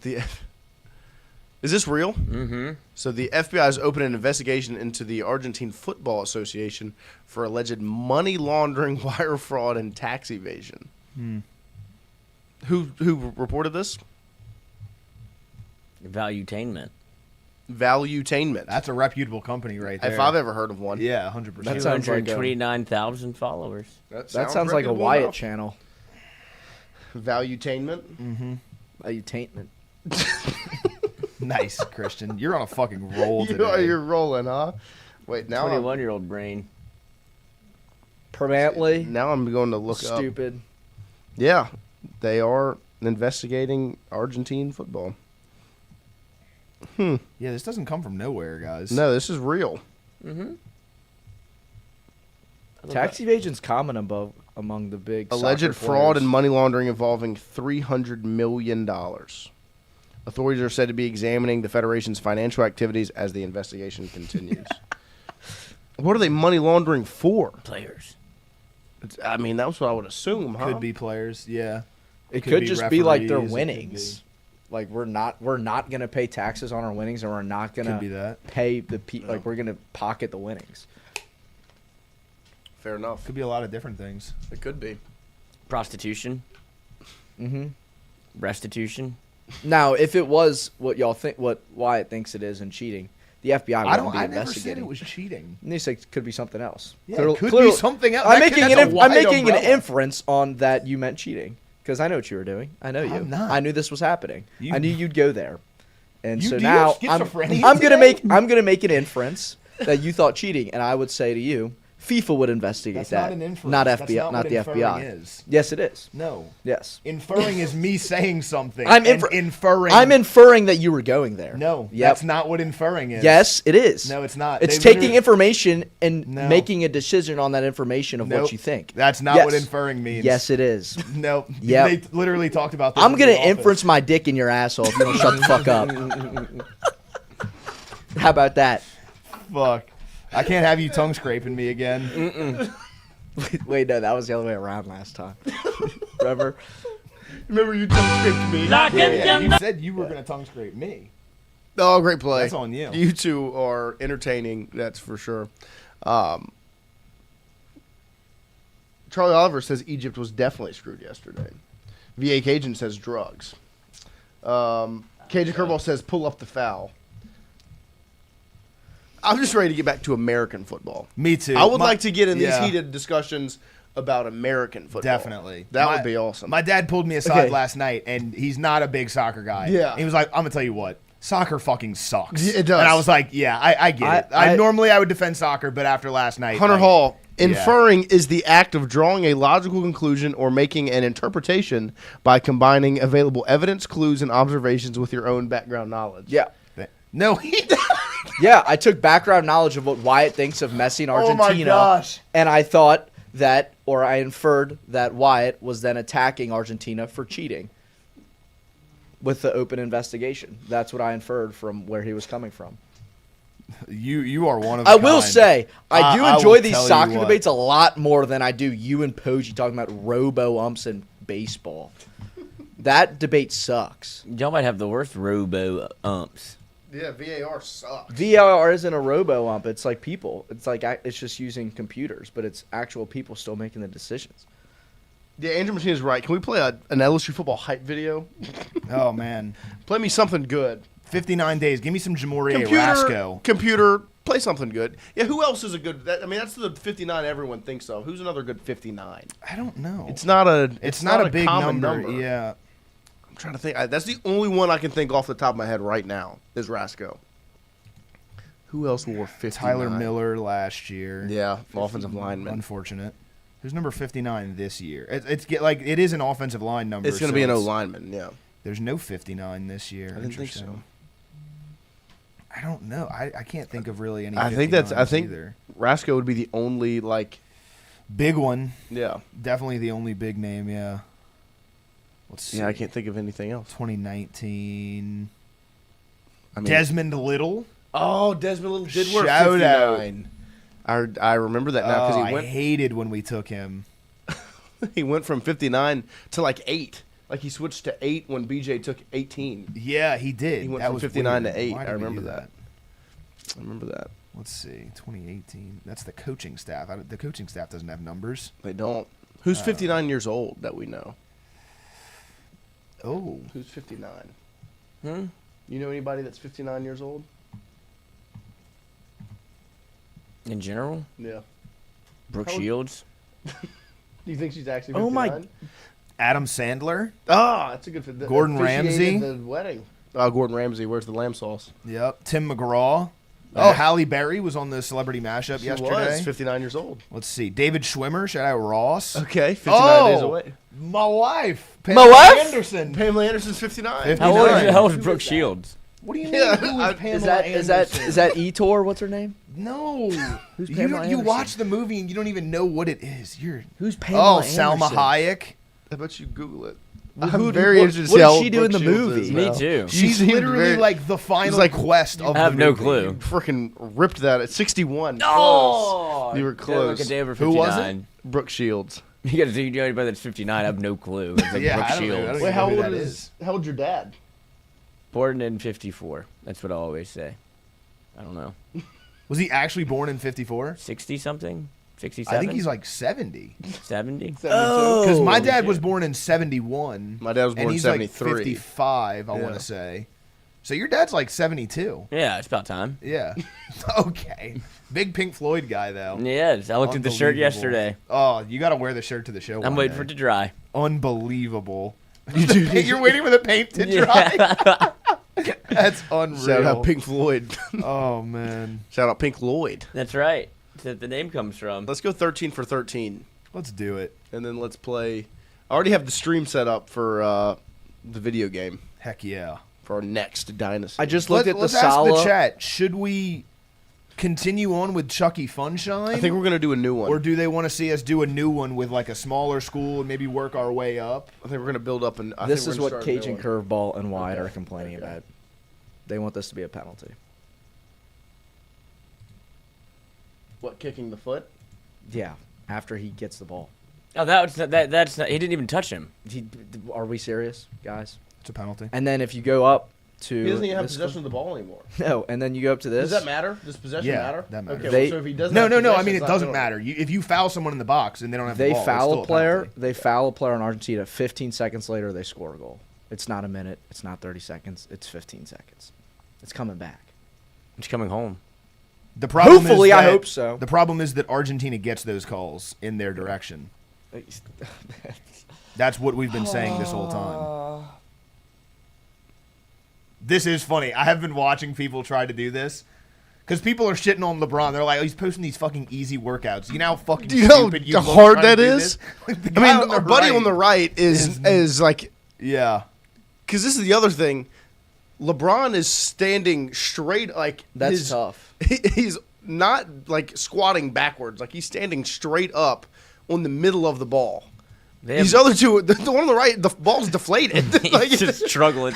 Like the fact that he posted that. I know. I mean, respect. Like it is still impressive what those two are doing. Sure, but it's not what LeBron's you don't doing. think you're doing what you think you're doing. It's not what LeBron is doing. And then he had to go private to make his channel, like so he could monetize the video. Yeah. And like all of the likes came whenever he went private, like so he doesn't get any of that money. Nice. So he'll make like $8 to embarrass himself on bouncy ball. Which I've done more for less. Yeah, that's fair enough. That is a freaking I awful don't workout. I would understand never how do that. people don't understand that that's not easy. And that you're not doing it. You're not doing what you think. You're not doing what you think you're doing. You did a thing. And then you posted it. Mm-hmm. And did it in your MJ jersey. Balance workouts are the craziest ones. Yeah, those are like they blow my mind. The ones that it's Alvin like, Kamara posts. Yeah, are like funny. the core strength and the balance that it takes is unreal, nuts. Like I remember doing like being in physical therapy and having like the half Bosu ball. You mean rehab?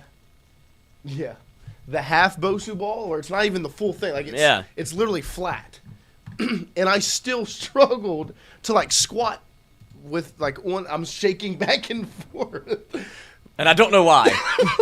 But like that's the whole ball. It's unbelievable. No, Alvin Kamara's the balance workouts are impressive. Not fair.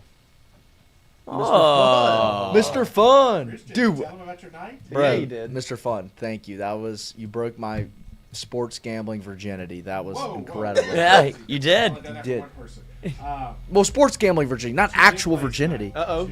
Two big Okay, plays. What we I got? do need it. I have some more bonus bets. I gotta go to a thing. I'm gonna text y'all so you can announce me. Perfect. Oh, Perfect. excellent. We'll do. Citrus Pop Tarts Gas Barilla Orange bowls. Oh, those are bowls. Kumar Rocker. DeGrom. Jacob DeGrom. Mackenzie Gore. Mm-hmm. And then I don't know the last one. Burger. I Addison, guess it's Burger. No, I think it is Burger. That's the only one that would make sense. Nobody's last name is Crackback. It's got to be Burger. Crack. Because then it's chop block, pancake block, crackback block, Pass block. pass block. So yeah, burger, Pickle. Hell yeah. Pick off. and then pancake, crackback, Tag. chop, Steal and tag. pass.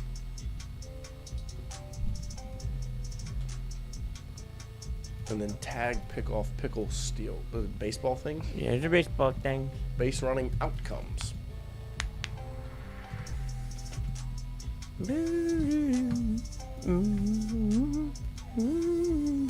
Hey, can you tell them to keep it down in there? You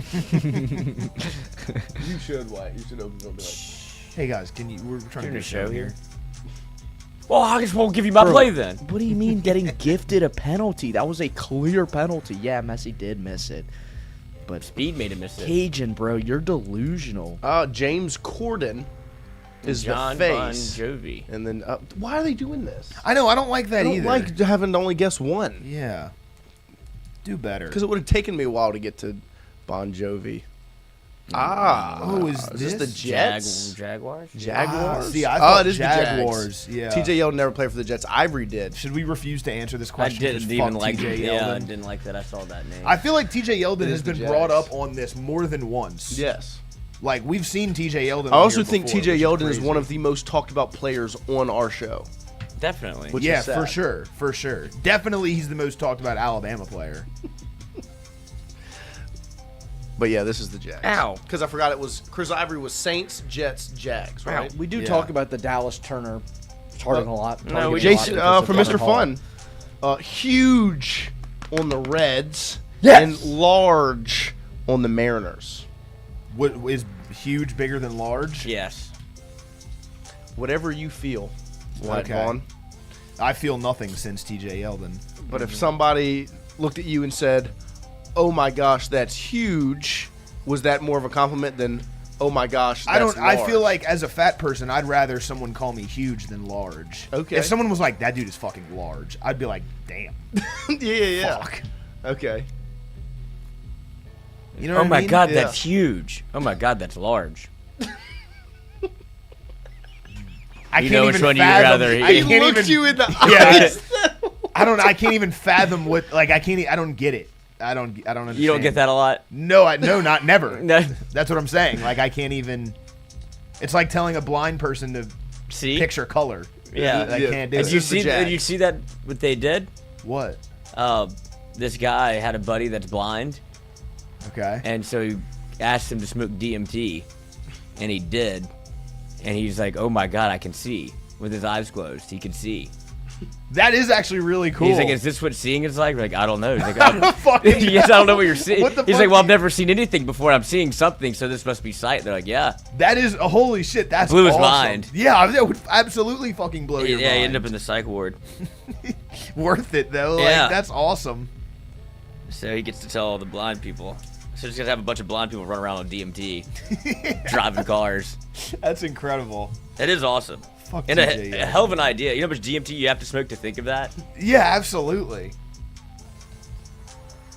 That's a crazy idea to be like, let's fucking Dude, that guy who's fucking blind since age or for He's his whole born life. blind. Let's fucking let him smoke some of this. Dude, let's just see what happens. It can't Yeah. be worse. You're not gonna go blind. Exactly. He Like, goes deaf. that'd be crazy. Fuck TJ Yeldon, man. I That's hate his him. This fault. is the Jaguars, though. Yeah. Look at that. Good job. I put this in the comments wondering what you were doing. during the show. We don't have to make a whole segment out of this. I would just like to know if people agree, because I made a tier list the other day of is college football better if they're good? I think college football is better when Alabama's good. I think when LSU and I know that's Alabama, controversial. I think when LSU and Alabama is the best game of the year, college football is the best. See, I would agree. Like that game is supposed to be the best game of the year. Because I used to get into arguments with my Auburn roommate when I was in New York, and he was like, "No, it's so much better when Auburn's good." Yeah. I think it Auburn doesn't- it is fun when Auburn's good, but I think it's more fun when Alabama. When LSU and Alabama are both good at the same time, it is peak of the sport. I agree. Yeah, I agree. 2011 and 2019 are like, there's a reason they're called the game of the century. It's the two It's 2 NFL teams on the field against each other. It'll never happen again. No. It is No, crazy that because it happened Saban's twice. Well, and just the way that recruiting, like the portal. Right. Right. But You like, just backlog all these. Who are you? oh, is this Luol Deng? Did he ever play? He did play. 'Cause he was in the hospital. That was, I think, once he got to the Lakers, was it? I don't know. But I do think they did sign Luol Deng. Not Shane right after Battier. LeBron Who was the left. other team? Stefan had? Reds and Braves. It was Reds and Mariners. Reds huge, Mariners large. Luol Deng.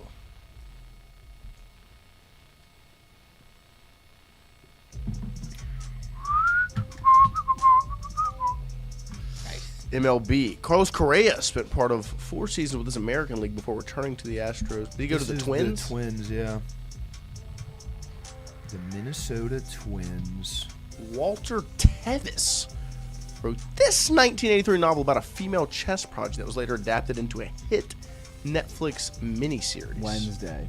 Queen's Gambit. That is the name of the Netflix show. I don't know Is about it the the name book. of the novel? Queen's Gambit is the one with what's her name in it?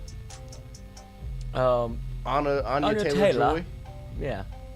Interesting face construction. Great tits. Talk about some Minnesota Twins. That's right. I'd like to do a twin killing on those bad boys. There you go. We could run a double play. There you go. Turn Minnesota. 2. Minnesota. I'd like to make her a double cheeseburger. Okay, I mean, Andrew says Queen's Gambit. Is that the name of the book? I know it is the. It's a great name for it. I don't think it's a bad guess. I mean, it is the.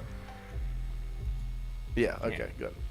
To promote That would the be new that would be Spider-Man pretty movie, rude to be like, hey, we to want to change the name of it. Yeah, Oh, like I could everything make but a the name of the pepperoni book. pizza. What chain is offering a Webberoni pizza? Wyatt and his prime It's would gotta do a be. good one. It's gotta be Papa John's. No, I guess. I would because they had like the Shackaroni. Oh, Papa John's sounds amazing right now. No, Domino's is better. I gotta, Domino's I gotta go available. home and blast, and then hit the gym, and then be back for Fantasy Dynasty. Fantasy Dynasty. Webberoni? It's got to be Papa John's. No, like is there? Gage any, said Little Caesars. I was. Oh, I was it could be gonna Little guess that. Caesars. Little skeezers. That is guess the only Big really Caesars. like other one. I don't. Gage I don't is never keep up right with- though. I love Gage. He was right about my acid reflux. I needed to eat. There you go. Appreciate that. I just Shout happened out to catch Gage. it in the chat. Legend. Gage is a legend. Dude, he said don't. Yeah, I was don't about use to. my He guess. gets Yeah, nervous. He It's does. just hilarious. I tell you what, I dominated the mini crossword this morning. 30 seconds. Just Ooh. crushed it. Been there. I don't know that it's Papa John's though. That's the thing. Feels like that's right. It feels right, but What's a New York slice? Sbarro. Oh, a good old New York slice. Marco's. I'm walking in. Hey, I'm walking in. Give me a time New to York go to my slice. favorite New York slice, Sbarro's. Papa John's. Sbarro's. Is that the one in the mall? Yeah, that's the one he Sbarro's, does yeah. when Michael gets in the office. He gets to New York. Yeah, He's like, yeah. time to get me my favorite New York slice. Yeah. He pulls up to Sbarro's. It's like that couldn't be funnier. And then when he's walking around, he's like, "This is the Hudson, so we're eastbound to the office." Or it could be the Nile or something. Like, Love the he's big so- city. He's so funny, dude. Let's go Papa John's. Papa Jan. Oh, I don't know. Okay, now. Skip. Come back Papa to John's. it. Come back to it. Papa John's. Come back to it. Like, I don't know what else it could be, though. Gage, I fed the guys Little Caesars, and I swear I saw it on the menu. Okay, know well, what? that's Send fair. it. That's better than That's our best. what That's our I best had. hope. Yeah, so just go for it. Obi-Wan Kenobi, you are our best hope. Ooh. Yeah, Gage. Gage Evans. Shout out. Following a top secret military unit based on a real life Delta Force, this CBS action drama debuted in 2006 and was a ratings hit, but got canceled after 4 seasons.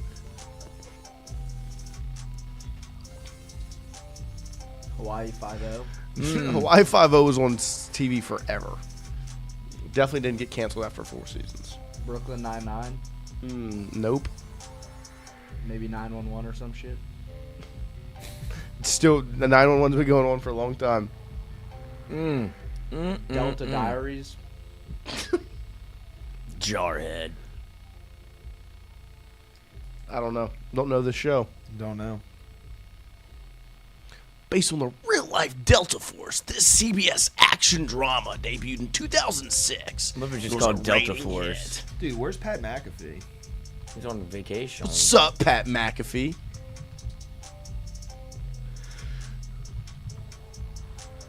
CSI. Portland. Area 51. CSI Alexandria. The Circle. We'll come back to it. The Unit, says Unit. Hunter Hall. The Unit. Nice. Oh, he's hot. Following 3 young brothers who learned martial arts from their Japanese grandfather. Oh, it's got to be This the Karate Kid. 1992 action comedy spawned multiple sequels. Is this not?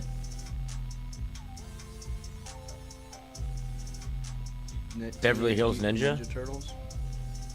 I was gonna say the Power Rangers. Beverly Hills Ninja? It's a joke. Beverly Hills Cop? From Eddie their Murphy? That would make Tommy Boy a Japanese grandfather, which would be funny. Would. This Nice. is Mr. Miyagi. What is that?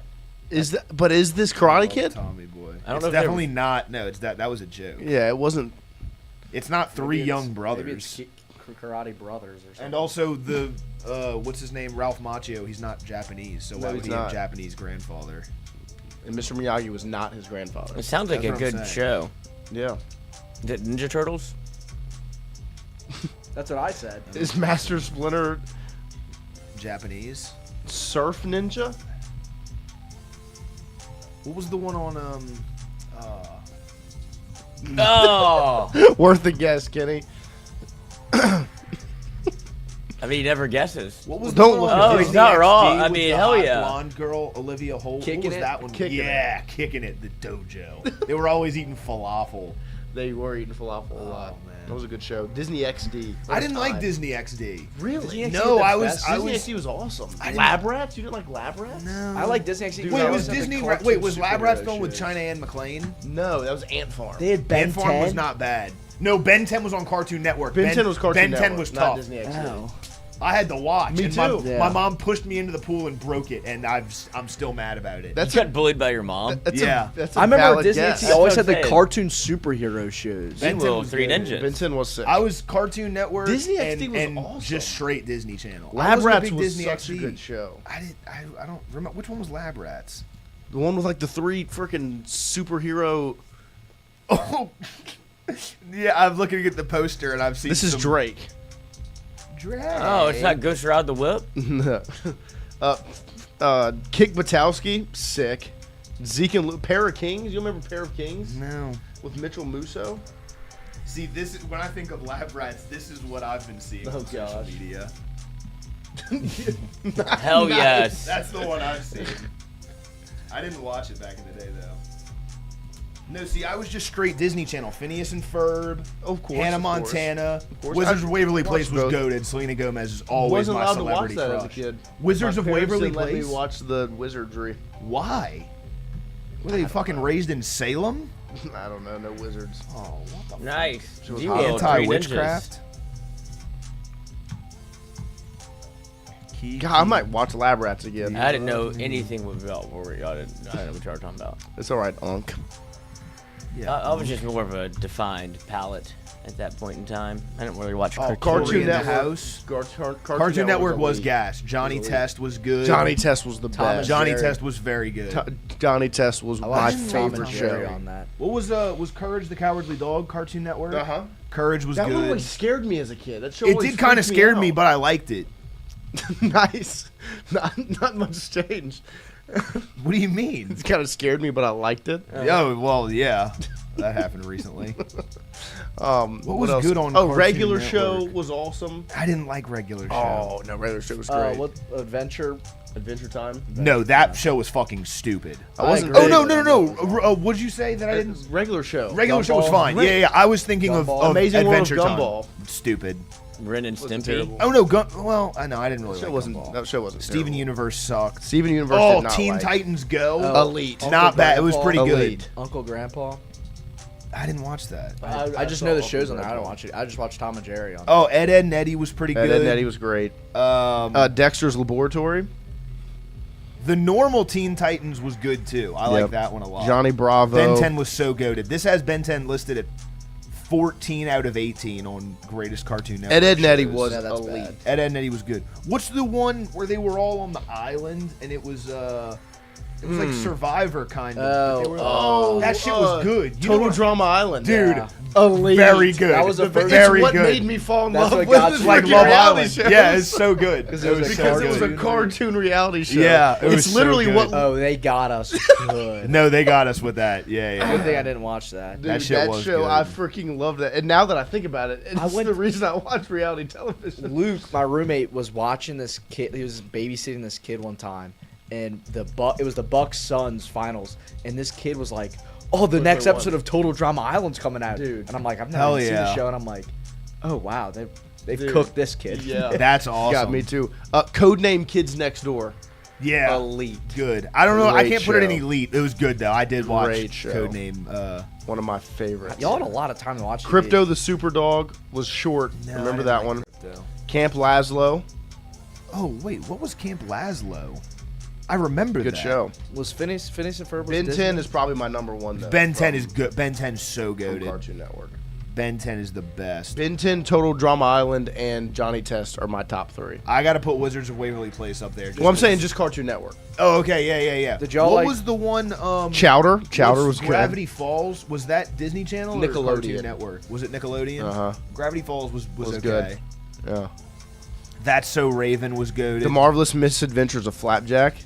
Gravity I Falls don't had think I like like that crazy one. lore Dude, to it, Total too. Drama is, now that I'm thinking about it, it's crazy. I haven't It was thought about literally that in just so long. A cartoon reality show. Yeah. No, Genius Gravity Falls idea. was Disney Channel, Disney XD. Was it really? Yeah. Okay, yeah. See, I Gravity Falls was fine. Ben- That was did y'all like- that was at the tail end when I stopped watching. Did y'all like the big Ben 10 more, or like the little kid Ben 10? No, Little Kid Ben 10. I agree. Little I Kid agree, Ben 10 yeah. was goated. I had all the video games though, and like the one where Little, he was older was. I also good. thought the little kid Ben 10 was a lot more easier Okay, to wait. follow. Who was your favorite character in Ben 10?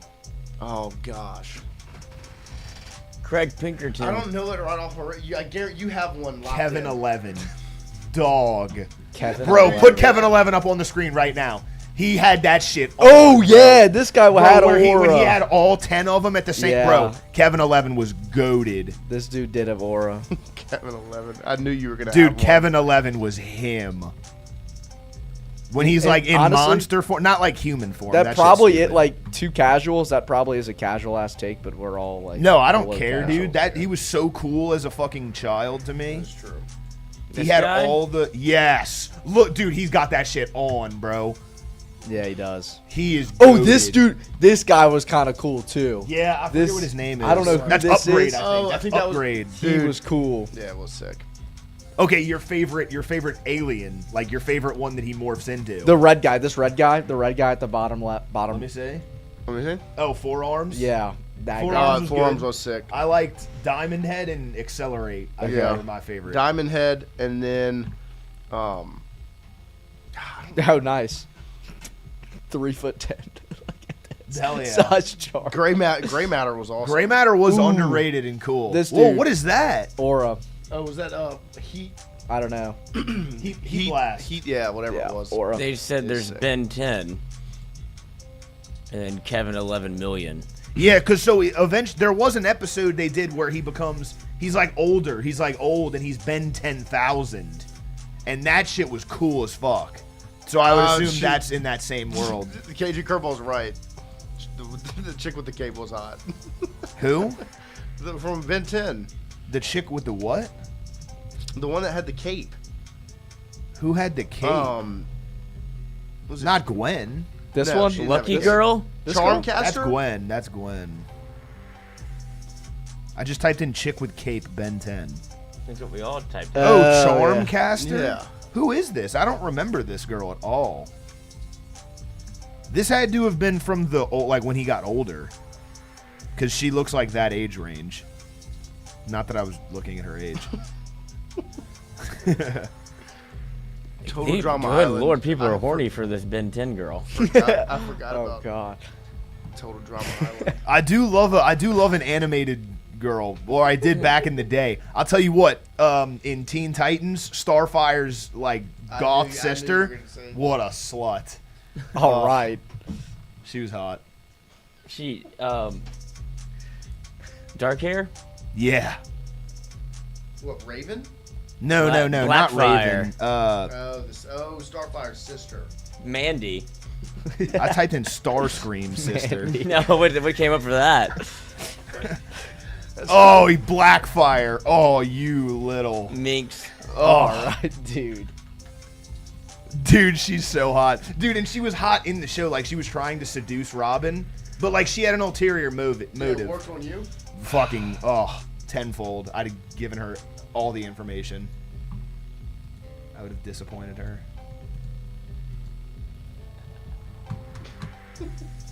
It is her?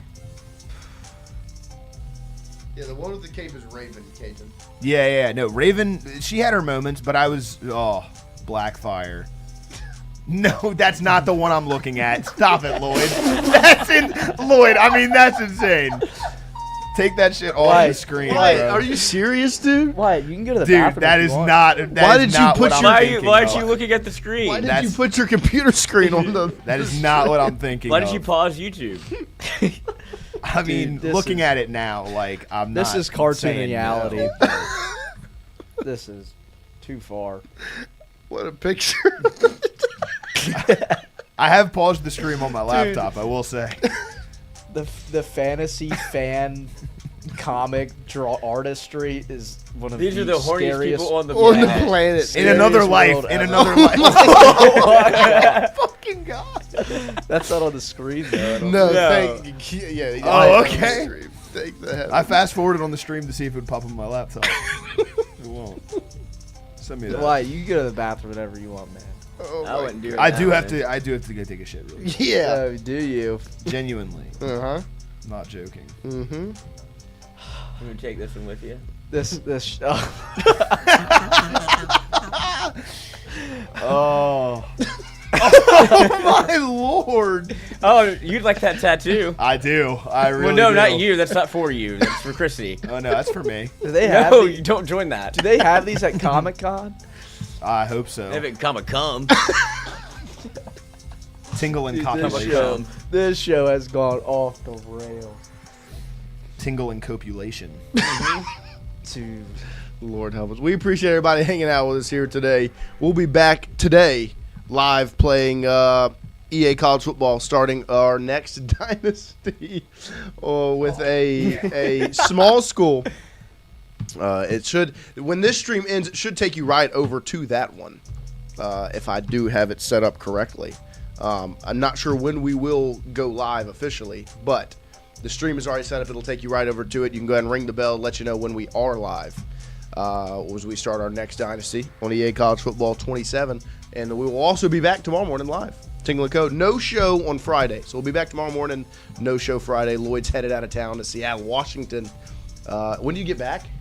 You'll be back for Monday? Should be. Okay, back for Monday. So, show schedule, live again today, playing the video game. Minnesota! Show tomorrow, no show Friday, back with you on Monday. We'll see you later today and tomorrow morning. Goodbye. Blackfire.